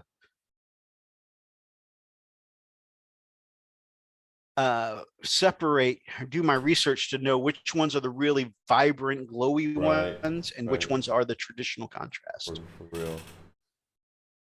All right. So we've been into heresy lately. I got my half of the new heresy box this week. And yeah, so I've got my start to a heresy army, and Freak got a start to a heresy army this week too. Yeah. Brother Oni and I did a little plotting against Freak, and on his birthday, he got half of the heresy box. I sure as hell did. And I say a start to his army, but a lot of his 40K stuff is easily usable in 30K. Yep. His Contemptor, his Leviathan. So it's going to be cool. Yeah. He's got his troops now, and that Praetor with the badass Sword of Omens. He's got 5 Terminators. I think we each got 5. Yeah. So. Yeah, I still need to get the instructions for those things. I might be able to find them online. Oh yeah. I can even Xerox this, and we can meet up for lunch, and get you the instructions back, and then we'll each have a set. Yeah, that sounds good, man. There they are. There's the Volkite. Good God. That's so what we were talking about. Go ahead. That's what we were talking about, the Volkite cannon. Hell yeah. Yeah. So we were we got our sets, but this is not the Contemptor from the set. This is the release. Oh yeah. Also, Brother Oni got a second whole box for himself. It's awesome. Brother Oni is the man. So this is the they're releasing the Contemptor. Oh right. Oni has a separate set of instructions. Heck yeah. Sweet. Yeah, we got to do lots. And I don't want to fail to mention, man, Oni came in clutch with me. So, he knows I really like the morning, my dudes. Elston Asia, what's up, man? Elston, my man. What do you call it? I don't know why I keep forgetting the damn names. The tree people. The Sylvaneth. Sylvaneth, thank you. And man, he goes, yeah, man, I got your half of the box. I was like, so I was gonna go pay him a little at a time to just, because that's just the way we do, right? I've always, always was good for it.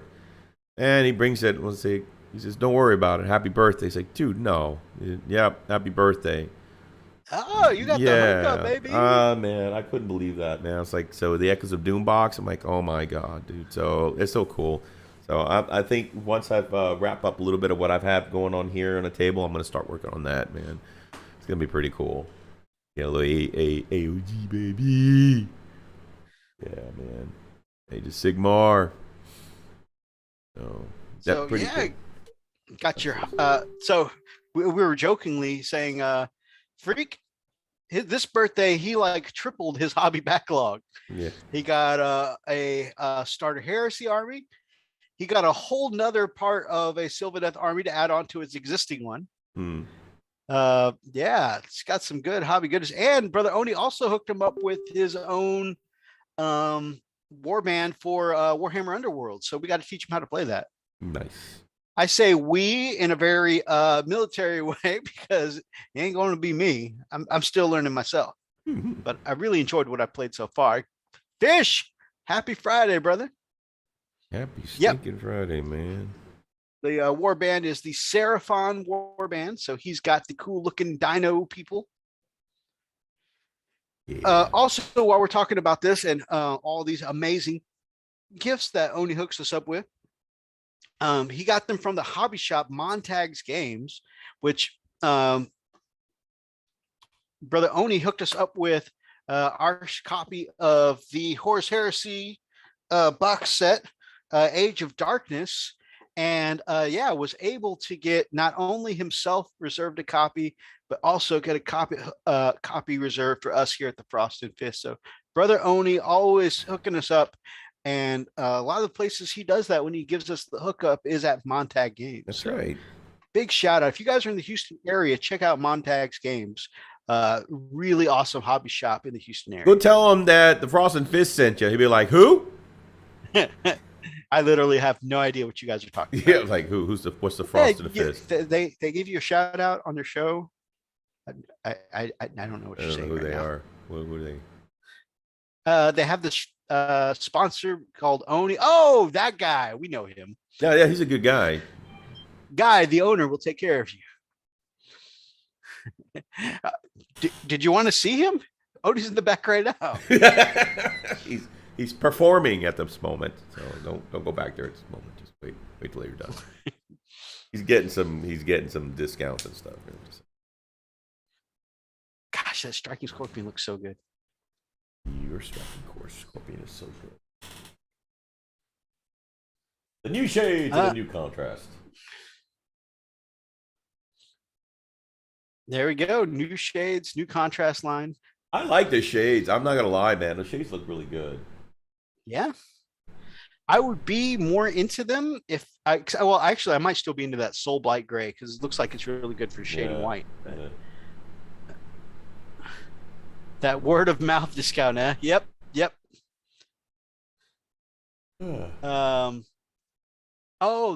The Karanda screen is also really good too.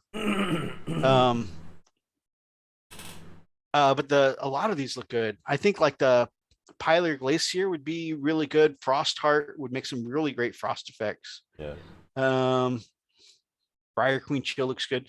That love how vibrant the Celestian Blue is. Leviathan Purple, I'm really looking forward to. Doomfire Magenta. I like magenta. Might have to check that out. Message from my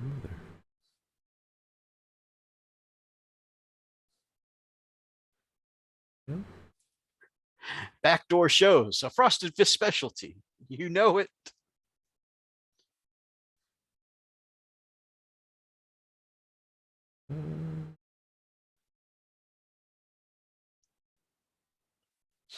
All right. Any of these paints that you guys are interested in picking up?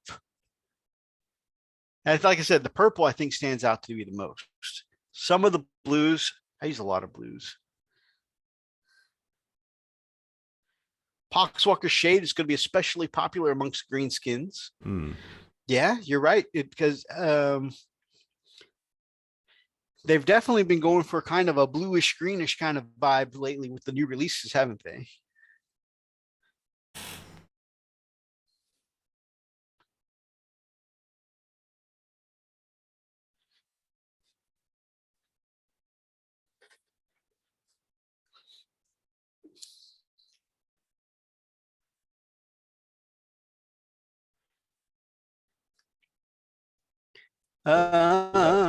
Contrast range revolutionized miniatures painting. Now the color. Now the new colors span the entire spectrum from eye-searing emeralds and yellows to fiery reds and bold blues. Really spoiled for choice. Exactly. I think definitely there were some colors that a lot of us felt like were kind of missing from the contrast range. And I think, again, that from their surveys, having some really vibrant, very pigmented colors was definitely missing. I do miss that the more pigmented ones don't do the contrast thing. But other than that, I'm excited for some of these. Yeah.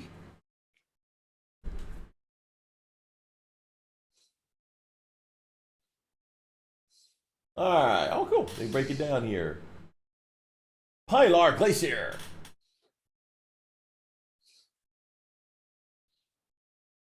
Contrast Bad Moon Yellow. Interesting. Aethermatic and Talisar Blue. Good, good. That's exactly what I need. Crocscore Scales. All right, that one doesn't look bad. That was not. I like that Bad Moon Yellow. Yeah. I wonder, I bet if you filtered that over some of like your tobacco colors, I think it popped pretty nicely. All right.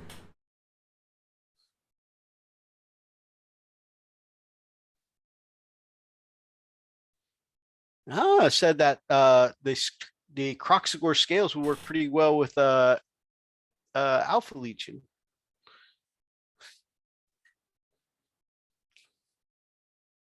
That's cool. Clean, sharp. I struggle with yellow. A clean, sharp yellow like that is going to be interesting for me. Which I can achieve with inks, but it's hard to clean up over top of inks. Yeah. Yeah, it is. Oh. And we all know someone like me is going to have a misstroke at some point.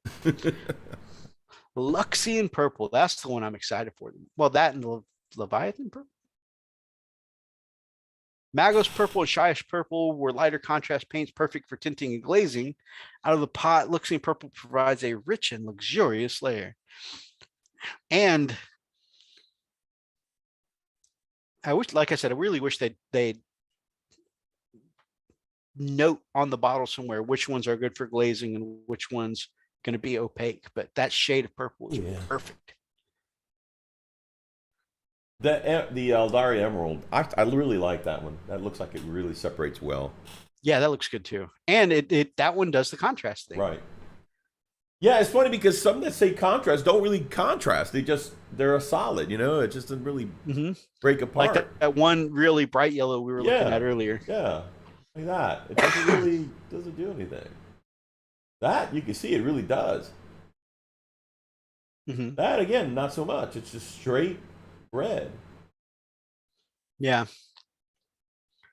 Also, I wonder if they airbrush these, where you're more likely to get that kind of shrinking effect, I don't know. I mean, these or you'd where have you're to- less likely to get that. you would have to thin the hell out of them, you know. I don't know. I don't even know what the consistency of these are. I don't know have about these. In one. general, contrast are very watery. They're very They're very thin. I can Right. usually airbrush them right out of the bottle. right. Okay. Yeah, this one's actually pretty good. The Gut Ripper, for people doing that more pale orc skin. That orange, though. Wow, I know. That's crazy.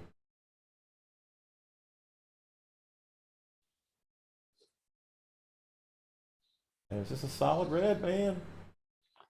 There's, and I already ordered another red, but I was hoping this new Vibrant line would have a very, very bright red. Right.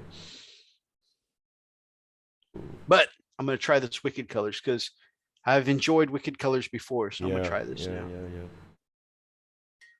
Black Legion. Now, I already like the Black Templar from this. I wonder what the difference is. It's a bolder alternative. Okay, yeah, I get that. Sometimes when I'm using Black Templar, if it's over something really bright like silver or white, it takes a couple of coats. I could see Black Legion being the darker alternative. I didn't think about that.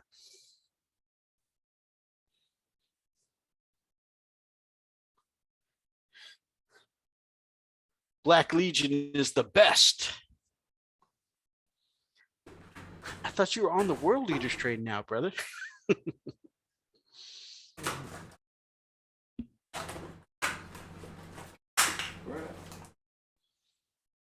Gotta have these. That you had what?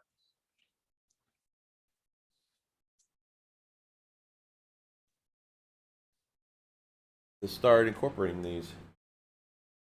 What? I want to show you that.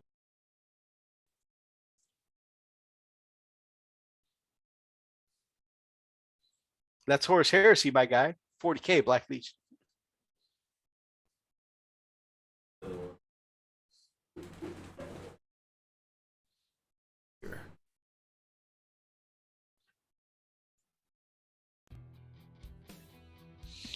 Oh, you've got some Wicked Colors too. Yep. I've had this one for a while now. It's a yellow. So I was using these. This is when I first started doing airbrush work. I was using these to kind of paint T-shirts and stuff. You know, just kind of see it. I didn't know that. Yeah. I started using them out of recommendations from Richard over at the Nerd Life. Yeah. He was getting some really vibrant stuff, and I was like, all right. And I did, I noticed that Wicked Colors, their line is really bold, really vibrant, Very. I mean, look at this yellow, man. It's crazy. Oh, yeah. That's a glowing yellow for Yeah. sure. Yeah. So, I'm going to have to play around with it a little bit and see. There's a lot of separation there. To see if I can get it to work. But yeah, I thought I had an extra one. Thought I had another one in here, but I'm not sure. Oh.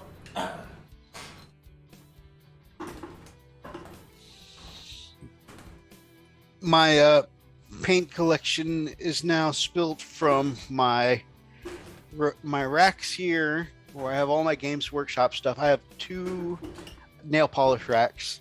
I have a whole drawer here, mostly dedicated to Minotaur paints and some other common ones I use a lot.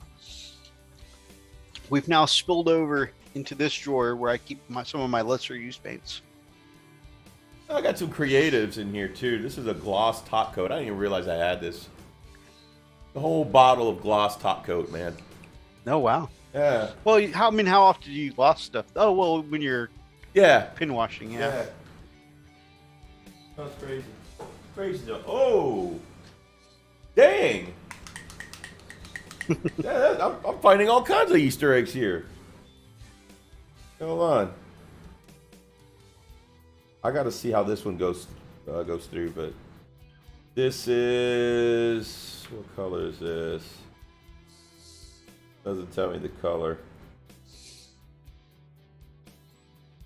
Oh, a very orangey Wicked colors. Yeah. That's cool. Yeah, I'm gonna have to play around with these to see what up. Yeah, all the like power sword effects, because I love how pigmented and vibrant it is. Yeah. Like all my power weapons are done with the Wicked colors currently. Nice. Yeah, I'm gonna have to mess with these, man. Like I said, I haven't messed with these in a long time. Wicked colors and Vallejo Fluoro color. Right on.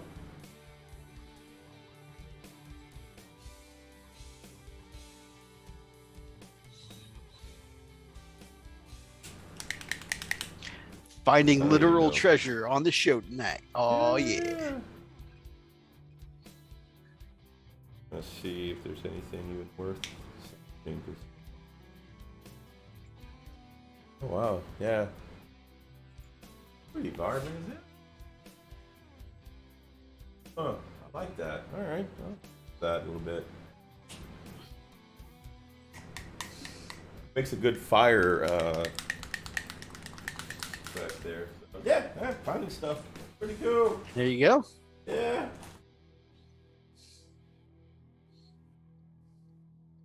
Huh. Ooh, what a fun! I love that you've been so motivated in the hobby lately. Atlas too. Atlas has been painting till midnight a couple nights this week. Nice. That's badass. He said there's no longer any gray in his army. What? Like not he, you know, nothing. He doesn't have a lot that's like 100% done, but none of it is zero. Right. Man, that's awesome. Yeah, Dude, that's freaking awesome. epic even. Epic. As well. Yeah. Awesome, man.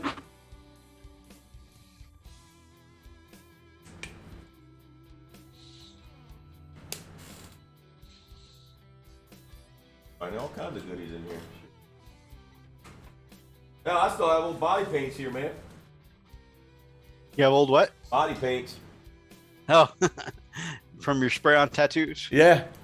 That's awesome. Yeah, I still have those. I mean, every now and then, like if somebody has like a black and white tattoo, and they'll ask me if I wanted to paint it for them. It's cool because it kind of shows what it'll look like if it had color to it. It comes out really neat. That's awesome. Yeah. Well, you never know when we're going to need those for our Chippendale shows. Oh, absolutely. You know, definitely.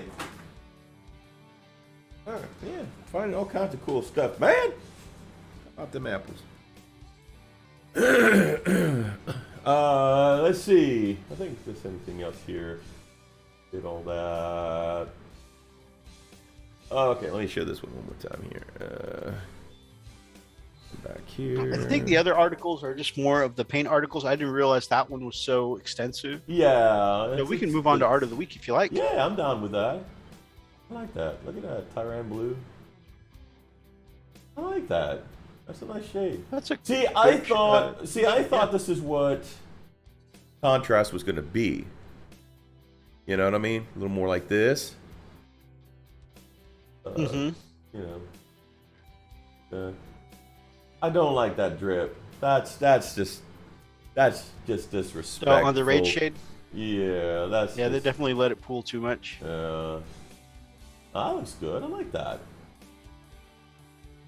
Because it's still white, you know, and kind of gives it a. Just got some definition. Yeah, I like that one too.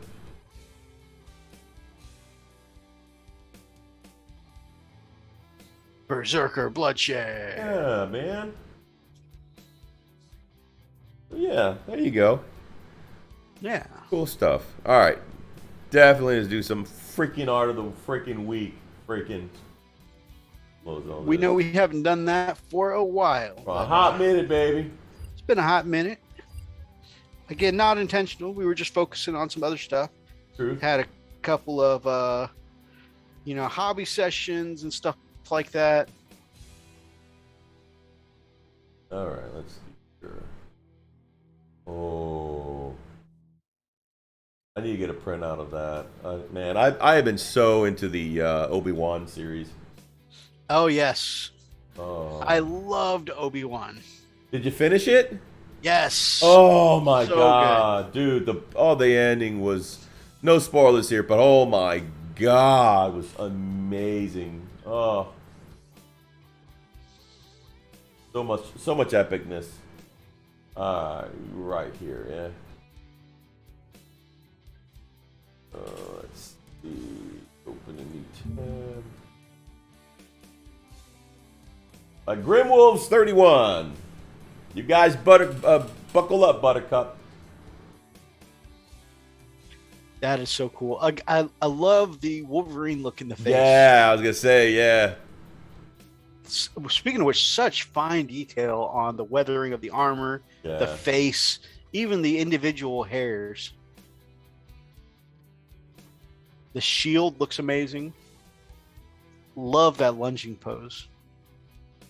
The base work looks awesome. Absolutely. The reflection of the glow of the claws on the knee and the knife sheath. Right. Amazing. It's very subtle reflection. It's really well done. By Kevlar and Clank.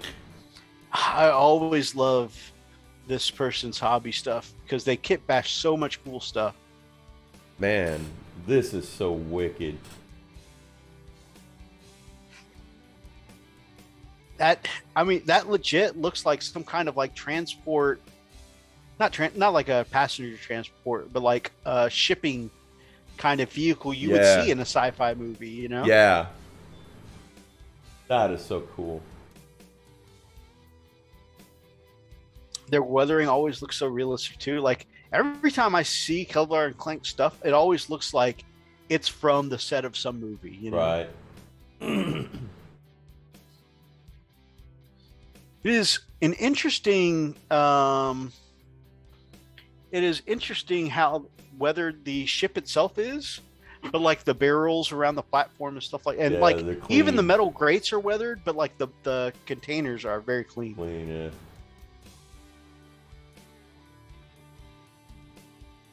It pops though, pops real Yeah. nice.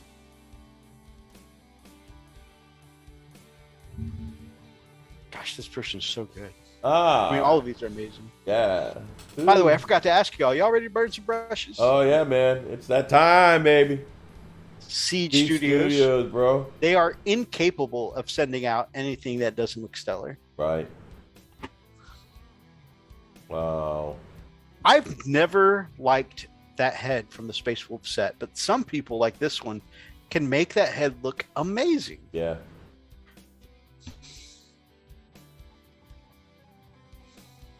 Wow. Look at the detail on like the little what's it called? The flap that hangs off your belt to cover your package, like a fold or something like that. Yeah, like the Loincloth. apron, yeah. He's fixing to go bake some cookies, man. It's got some good texture to it, Yeah, man. it does. Like he just got out the kitchen, man. Look at these grenades, man. Jeez. Grenades look great. He just ripped off his helmet. Like, screw this, it's in the way. Oh, that is a great touch, having the helmet on the ground. Yep. Like lots of people like to do their Space Wolves no helmet, you know, but like actually representing where the helmet went, that's awesome. Right? Tells a story. Yeah. The gems, the hair, the face, obviously, the eyes, Man. everything. Dude. Everything's so detailed. That pin. Oh, man. That pin washing is incredible. That edge highlighting on the highlighting. inside of the forearm. Dude, Like- look at this. It is flawless. Yeah, every line on the edge highlighting is even and neat. Like, how though? Wow. This person has the steadiest hands in the history of. And the most amazing eyes possible to see that. Me, I'm like thinking I'm doing it. All right, how's it look? You just painted my face. Don't you hate when you edge highlight something and then you take a picture and zoom in? Yep. And It's the worst feeling. and it looks like Houston traffic. Yeah. Oh, man. Look at that, man. The eyes. You painted the damn eyes, man. That's crazy.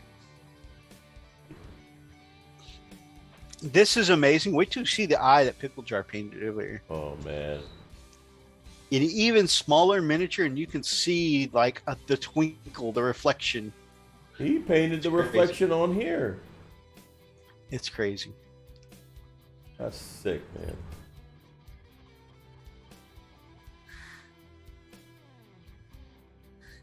Who this here? Vanilla pickles. Oh man. So for reasons, I've subscribed to the hashtag Blood Angels in our Instagram feeds, and of course, people are already putting out the sexy Mark 6 armors. And yeah, I've been trying to get some inspiration, and this squad looks great altogether. Yeah. I so badly want to add a little white to that power sword, though. I agree. But I mean, it's amazing. Great work. Hammer and nails, baby. Hammer and nails. So this person converted, did a little converting on one of the Praetors out of the New Age Darkness box. And yeah, this is the result. Got that Space Wolfy feel. I like it. Got the axe in the hand. It looks so good. It's a work in progress, of course. You can see one shoulder's not done yet, the baubles, the basing. But it just already looks incredible. He looks beefy. Look at that axe, though. Wow. Look at that axe. That's so cool.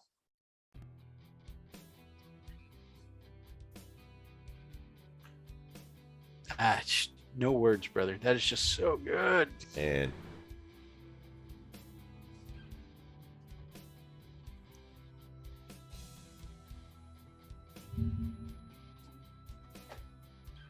Dead Dancer.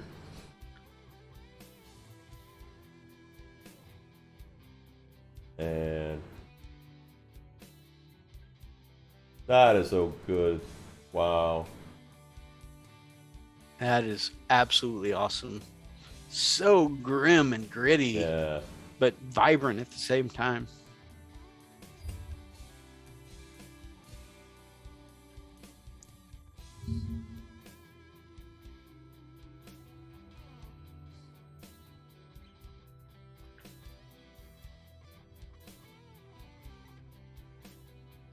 That chipping effect is done so well. Yeah.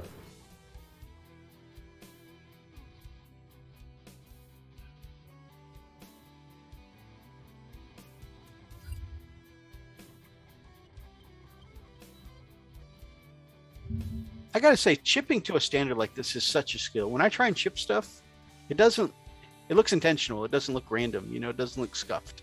Right. Except for one time when I actually used chipping medium. Like as far as painted in chips, nah, not me, bro.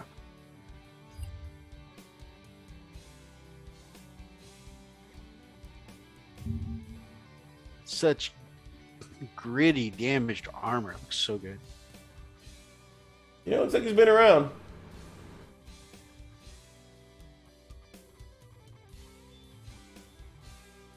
That red stripe over white with the Blood Angel symbol is very striking that too. looks really good.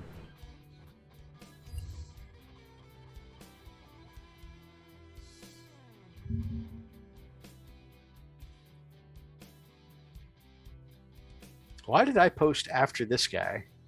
This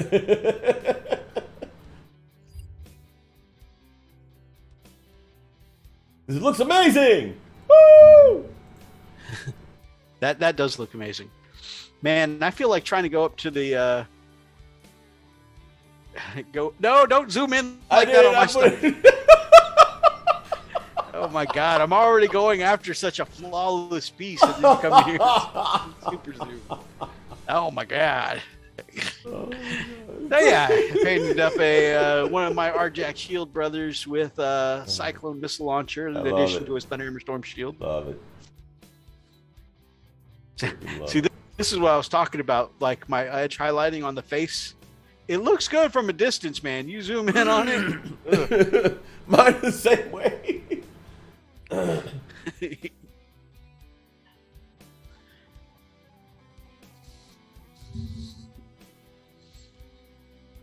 Oh, this is so cool.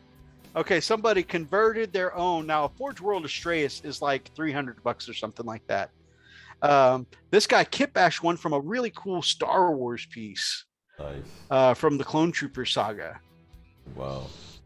And so I rescued some nerdy stuff and turned it into different nerdy stuff. Dude, it looks really good as an Astreus. Yeah. You see the last cannons on front, the auto cannons on top. Cannons in front, yeah, last plasma cannons. Yeah, that's pretty cool. You see the troop transports in the back. This awesome. looks good. I want to get one of these. Do I have any need for an Astreus in my army? No. I think that's an Imperial Guard tank on top too. The turret. The turret. Yeah. Do I have any need for an Astreus? No. But look how cool this looks. Yeah. Am I ever going to take a transport that's as many points as an Astreus? No. But God, they took this Star Wars toy. It looks so damn good. That's so neat. Just for shiggles, I'm going to take a look and see how many points an Astreus is. Is it a heavy support? No. Is it a dedicated transport? No. What do you even find in Astreus?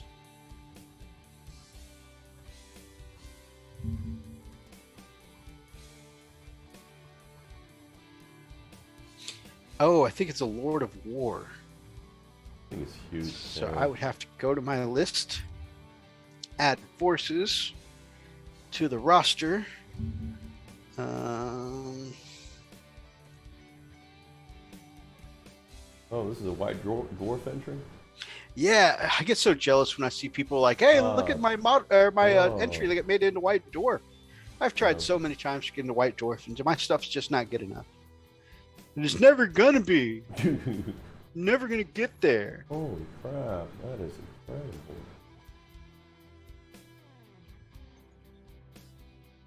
Damn. That's a gorgeous levy. That is gorgeous stuff. And I complain, but there's a very clear difference between my quality and this quality right here. This is phenomenal. Yeah, look, his head is not looking up.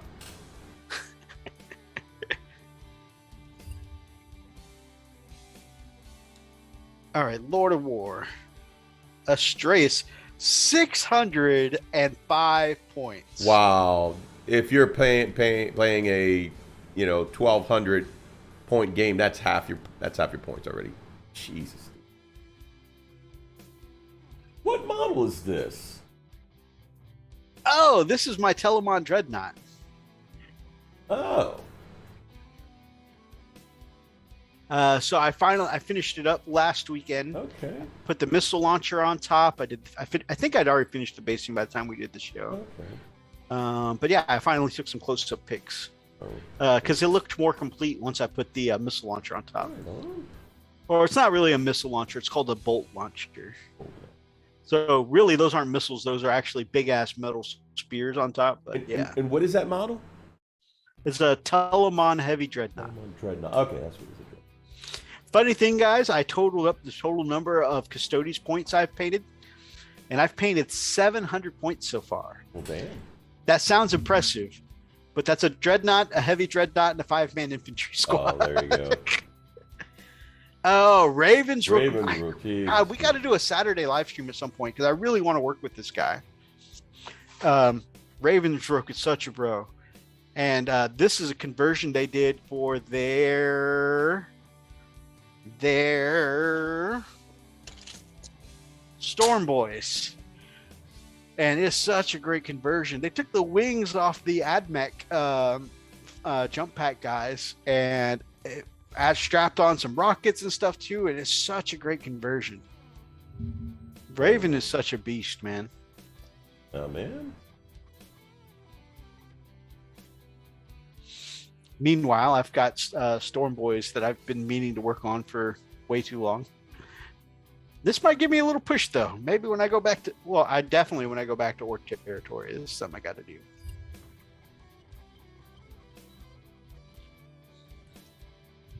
Okay, for the loadout that person had converted up for that Astraeus, I know I'm still hung up on this. Okay, so with twin las cannons, which that guy had at the front, 2 plasma eradicators, which that guy had on the side, and two twin macro accelerator cannons, which he had on top, plus the storm bolter, which is no cost, and some iron hail heavy stubbers. That transport comes, or that Astraeus comes out to 635 points minimum.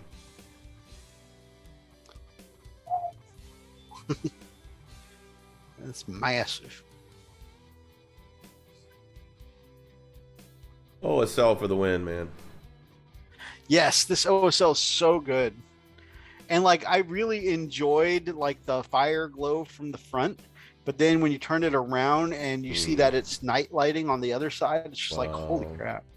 Yeah, it looks like he's standing up for dawn, you know. Yeah. Like, oh man.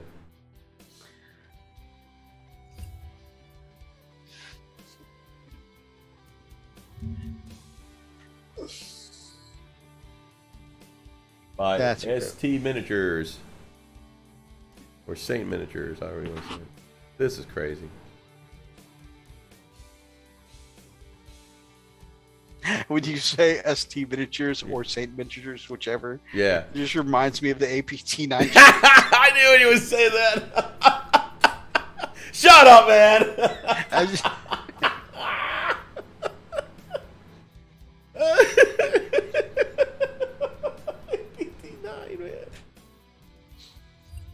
Oh god. Oh, love these APT 9 shirts. They're comfy, man. I like to wear my APT 9 shirts when I go play my VII Legion. Where's the damn mute button? God dang it. I love you. Oh man. This is freaking epic, man. Absolutely. I got to get some Dawnbringers for my Blood Angels.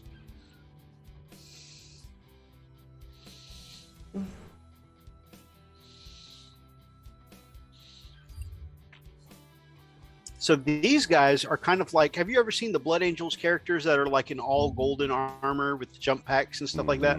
Yeah. Those guys, the Dawnbringers, are like the precursor to those. And so I think I'm just going to use them as a stand-in for my Sanguinary Guard, the gold flying boys. I think I'm just going to use them and just say they have the older armor. This Dorn from Chapter Master Valric, they had commissioned by Anfarius. Anfarius. Yeah. It is amazing. Gosh, man. God dang it. Jesus, dude, that looks so good. Dude. That head, though. You know who I could see playing that Dorn right there? The guy who plays Negan / Sam and Dean's dad. Yeah, I told you that. You probably did. And that's probably where it got in my head. Yeah. But I can see it, dude. Yeah, I know. Just white out his hair.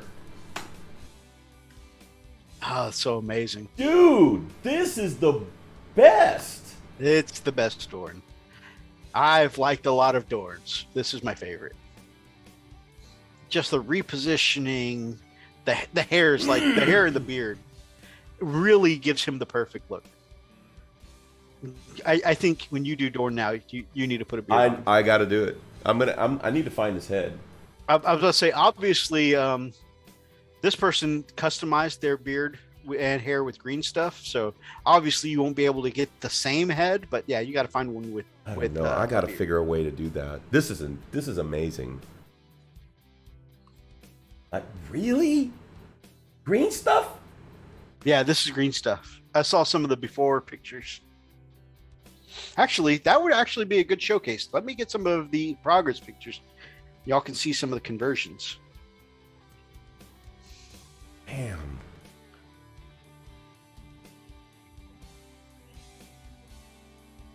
I mean, that is Dorn right there, man.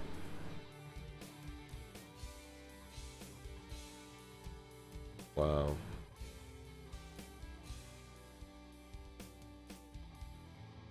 Oh. Ooh, this guy's page is just like Anafarius. Yeah. His page is just like all green stuff work. Really? Dude, look at that sword. Oh my god. Ugh. That is just straight up gorgeous. Absolutely phenomenal work. You're gonna blow your it's gonna blow your mind when I send you these pics, man. Oh. Oh man, down to sculpting his own intestines. What? Oh wow, Meathis. I see why you sent this. Oh yeah, so I was looking up inspiration. This is one of the armies I want to be my inspiration, but I saved it for my inspiration, but I forgot to get the name. I think it's because this is from a Google search, Gotcha. and so I didn't have the name to begin with. I don't know. I apologize, whoever art this is. We don't normally post art on Art of the Week without being able to give credit, and I apologize profusely, but it is amazing. A friend of the show, Ybird, said, I dare you to showcase this beautiful mini I completed in 95. Challenge accepted! Masterful work, sir. I actually have a handful of these grots. I love these grots. I hunted them down and got into an eBay bidding war. Oh, wow. Really? Yeah. Because me and a couple, like, I was trying to get it at the last minute, and of course, the sniper was trying to do the same thing. And yes, I am saying a sniper for that person and not saying a sniper for myself. We were both kind of trying to snipe at the last minute, and I lost a few, but I also won. I think I have 10 of them now. Nice. Wow. Ravens, Rook, baby. Like I said, I really want to work with this guy, but that looks amazing. I want to steal that wings for something, like, like a blood angel or something. Oh god. I've got like the smaller version of those wings on my White Scars Dreadnought. Oh. Yeah, I know. I saw that. The 6 wings. Great work, Raven, man. Avicena paints. Wow. Right? That is incredible. That skin work, though. 7 dwarves, man. That is incredible.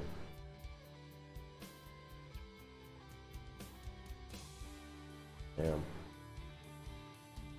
That is absolutely incredible for sure. I have no words, just like the skin tones, the shading, everything. Capitan Pickle.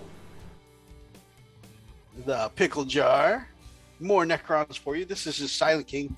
We may have shown this at some point. I couldn't remember if we showed it or not. So I went ahead and grabbed it. Yeah. But I mean, look at Pickle. I love the glow and the jade color to the really bright yellow-green color. It just pops so well. Also, I love seeing Waldorf and Statler.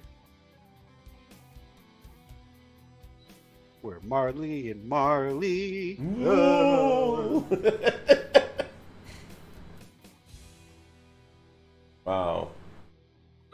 Wolf Wolfenstone. This skin is serious, brother. And Dude, that's the skin, the face, the teeth. the axe. That axe. I'm speechless. This is incredible. Wow.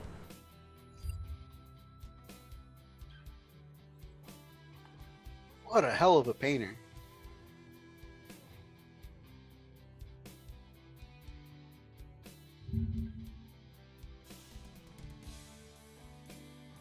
Dino miniatures.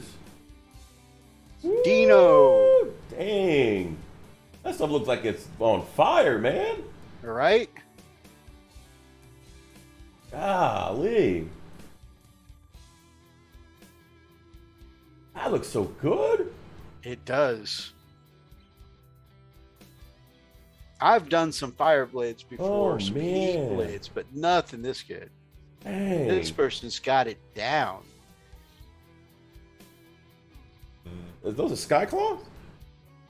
That is Skyclaw is the newbie who's just got pistols and chainswords. Right. This Who's is that? The, That's this is the veteran. the with veteran. Joe Okay. Good Lord.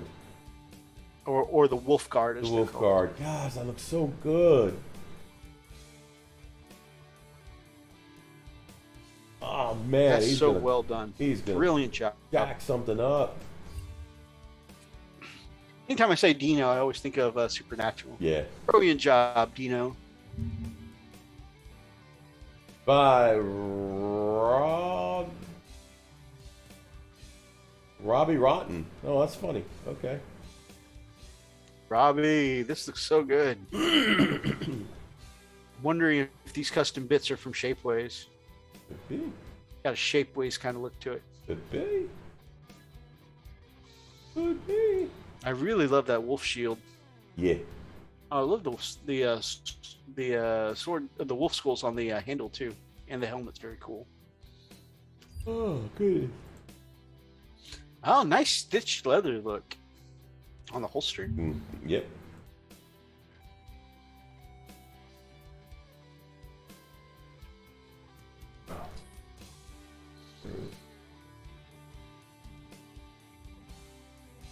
Oh, I love that Celtic knot on the shoulder.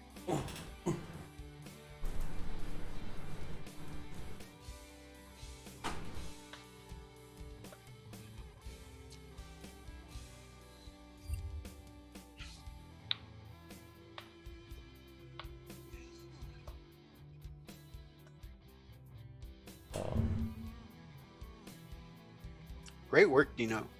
Or Robbie.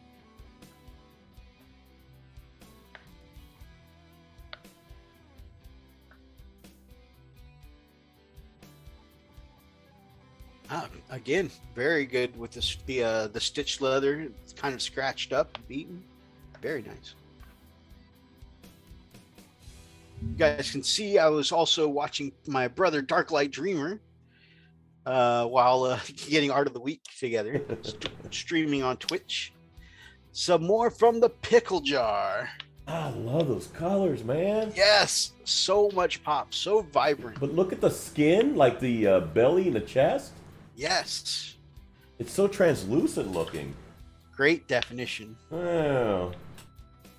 between the details in like the musculature and stuff like that, and just the transitions so and the pop. It's just good. amazing. What? He has really brought this show to life. Wow. Absolutely stunning. Oh man. Oh hell yeah.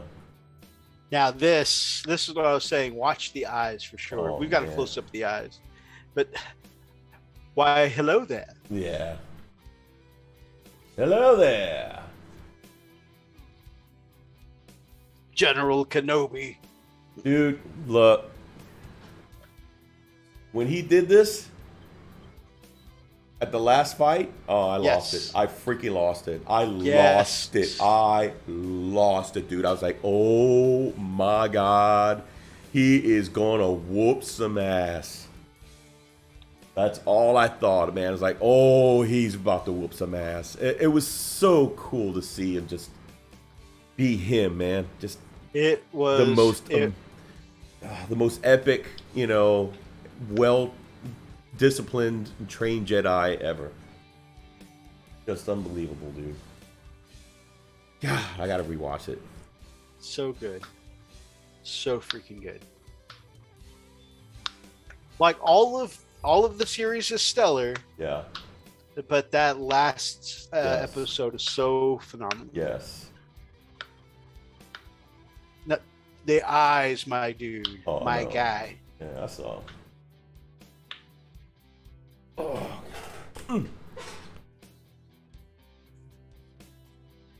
Did you see that on the eye? He even got the blue of the eye. Yeah, that's ridiculous. Like, oh my god, how the how the hello there, Elstination!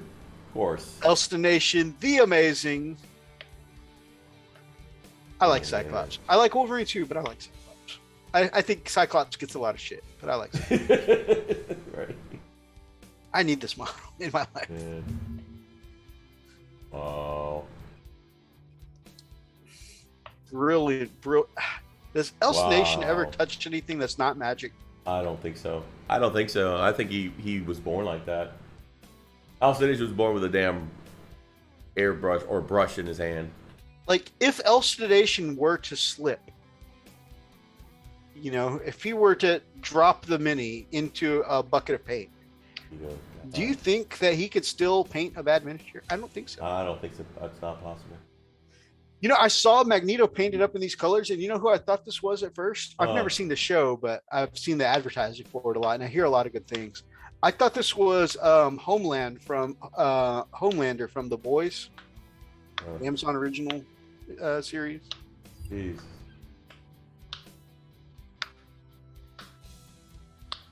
And there's your boy. Grumpy Guy Gaming. My mom was confused when I was born.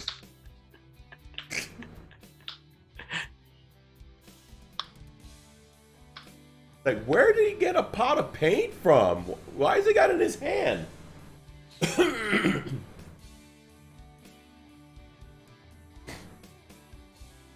Welcome to Grumpy Guy Gaming. Today we're painting up some Necromunda Wasteland.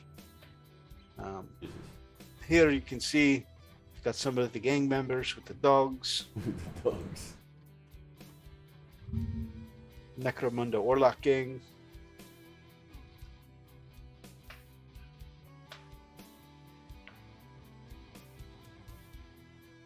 These guys look so good. He does amazing work, man.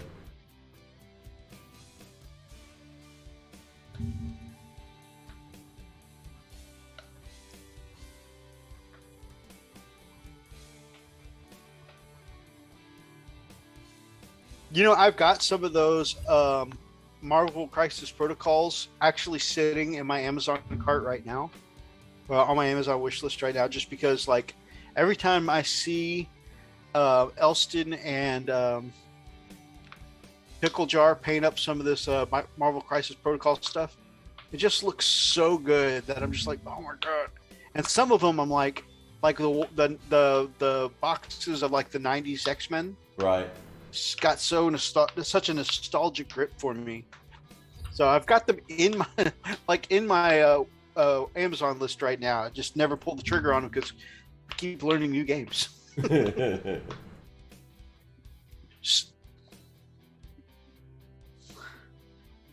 Look, Grumpy, you do a really great job with blonde hair. You know that? I struggle with blonde hair. That looks so good. Yep, mine is nothing but like yellow. All right, here you go. It's blonde. Like, there's depth to that blonde hair, All right. for sure.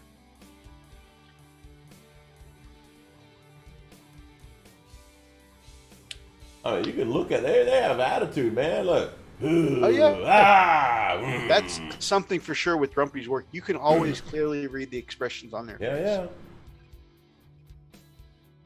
What'd you say? And then when you tell him how amazing it is, he'll tell you, "Oh, this was a rush job. I painted this in 20 minutes." Right. It'll be like a Mona Lisa quality, and he'll be like, "This was Right. contrast and dry brushing." God dang it! I did this Why are you so good at I this? did this in 5 minutes. What? No, you didn't. Look at this. Like, ha! I'm gonna kick your ass. Shoot him, brother. Look at this. That's so good. What? What is happening? Oh my God. As you can see, this is the guy who always paints exploded Space Marines. Jeez, man. Mavericks paint? Wow. Oh my gosh, dude. While, okay, on one hand, this is visually very impressive. Yeah. On the other hand, the fact that his niche in the hobby community is painting up kind of morbid exploded personnel. It's kind of weird. Yeah, it is. I mean, I got to give props. Look how well painted this guy is. Visually phenomenal. Extremely talented. No, but look overall. I mean, look at the armor. It looks fantastic. Yeah. You're like, oh, this is really good. The Oh individual man, stitching on the holster. yes. Like look yeah. at that. I mean, it's like look at the edge highlighting. Oh God, you know, Jesus. The work is phenomenal. The question is, but why though? This is a very, very amazing but kind of macabre skill set. Just a bit. We got higher. But also, people go nuts for it. Pinturiando miniatures. Hello, wow. I love the shading on I this. do too. That's really good. It's a whip, ain't it? Yeah. Gotta be. I like that. And That is phenomenal. I want to get my spot highlights that good one day. And I'm still practicing the airbrush. I'm not just saying I want to do it. You know, I'm working on it. Fire Games, BB Miniatures, you're just showing off. Just saying. So this is one of the axes from the Age of Darkness box. One of the Praetors. Gosh, man. That non-metallic work, though. Wow.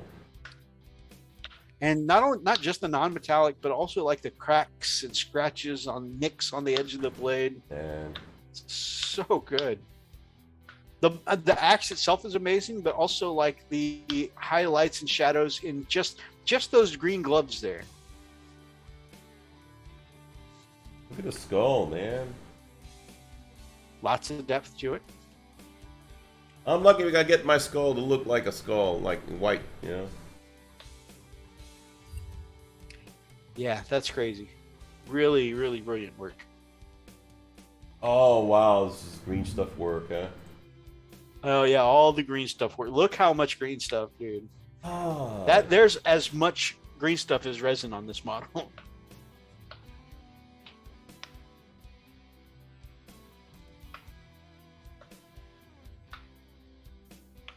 Wow.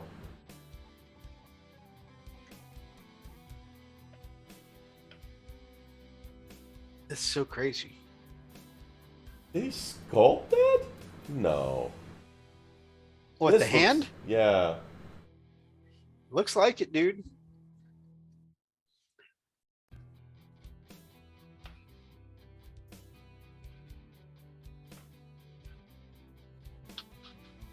A tabard. Oh, man.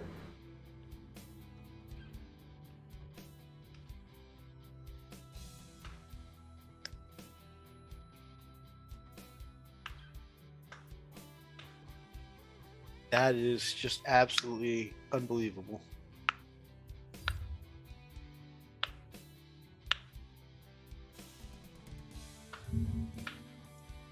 I just can't even get over the sculpting in the face. Yeah.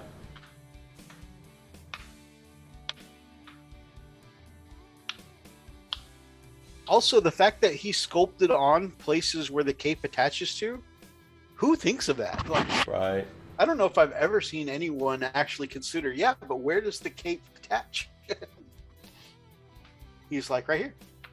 Here are the clasps.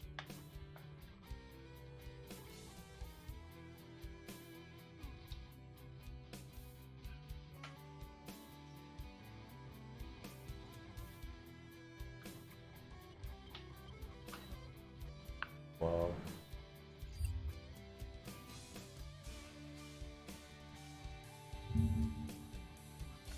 Amazing work. That cloak. Oh, Lee.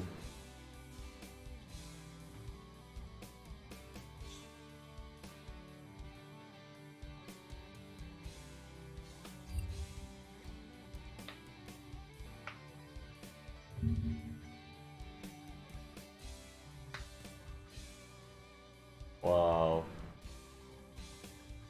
His guts. Really? I wonder, is that sword from one of the Grey Knight dreadnoughts?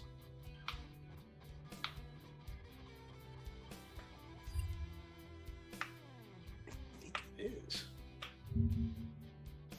Maybe.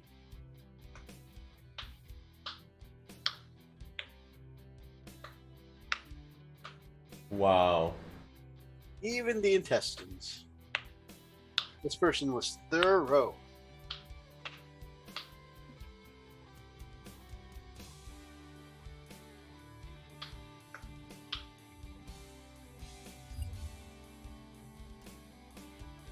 Oh my gosh. That brings us to the end of another phenomenal art of the week, everyone. That's nuts, man.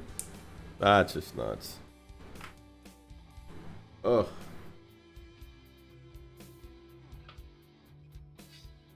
All right, so any closing thoughts for you tonight, my brother? No, man. Another great night in the bag. Really good stuff. You know, great art of the week.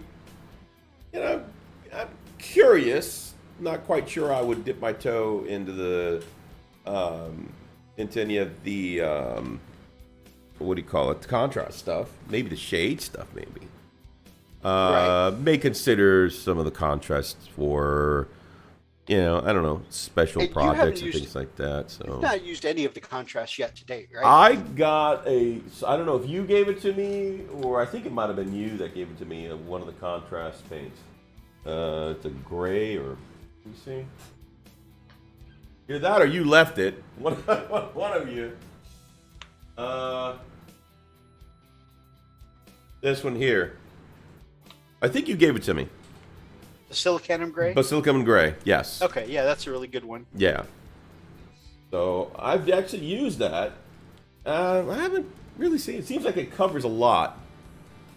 Yeah, it is. It's So- I use it mostly to filter, Yeah. especially when I'm painting black, so I'll put some sharp highlights in Right. and then filter over top of it and it softens it. Yeah. Yeah. It works. But Basilicum Gray also, if you water it down, is good for like a non-oil. Mm-hmm. It's got a lot of uses. For sure. But yeah, man, good stuff. Glad we were able to do this, like we always do. Oh yeah, for sure. What's on the bench for you this week? What you gonna be working on next?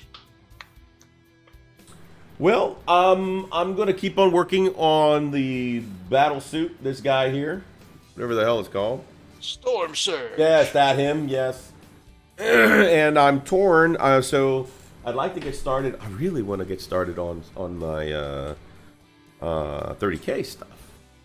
Yes. Just, Hey, maybe we can do a building night for our 30K stuff this week. Yeah. Well, I need to get the stuff for it. The whatchamacookie. The instructions and crap. But once I get that, I can actually I can get on. Well, maybe that. not this week, but whenever we get the instruction, meet up for lunch or something. Yeah. Yeah, most You, definitely, me, man. Oni.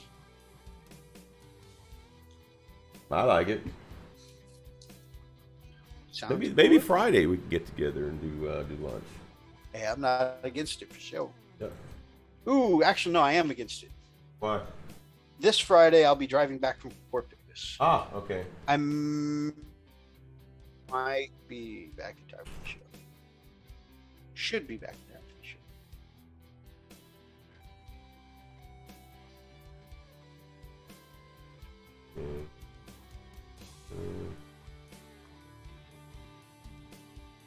Yeah, Thursday is my grandmother's birthday. Oh, okay.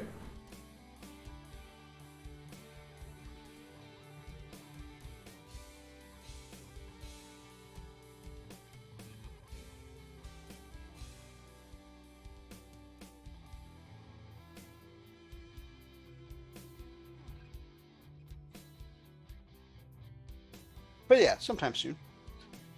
Closing thoughts for me. There are some of the new contrast colors that I'm really excited for. Again, I don't usually use them in the contrast style, so the fact that they don't do the contrast thing is not super big for me. Because I usually use them just as a filter through my airbrush to go over other colors, usually like a zenithal, sharp black and white highlights and shades, and then I filter over top of it to get the changes I want. So the fact that they are not as contrasty as the previous ones is probably fine. I'm really excited for the purples, some of the blues, and definitely a couple of the greens, like that striking scorpion green, and one that begins with the K, Carskin or something like that. I think it'll make for some great orc flesh. But yeah, I'm excited to see them. Nice. And I think by putting some white over top of a black base coat and picking out some of that definition will add a little gradient in place for all that muscle definition and stuff like that when I come to airbrush over the top of the new green anyway. So Very nice. thank you guys so much for joining us tonight and listening to me talk about my defeat against the Guard. I've been tweaking my list though, so hopefully Atlas won't have so easy a victory over me next time. I've been working on my list all day. So if you guys like tonight's episode, please make sure that you grab up an ox and smash that like button in the name of the Emperor. Drop us some comments down below if you're watching from the archives, and feel free to be part of any of tonight's ridiculous conversations. And if you guys are not yet subscribed to us or any of our brothers down in the description below, then I know at the very least freakaliciousness, and I would love to have you as part of the pack here on the Frost and Fist. Until next time, guys. Stay frosty.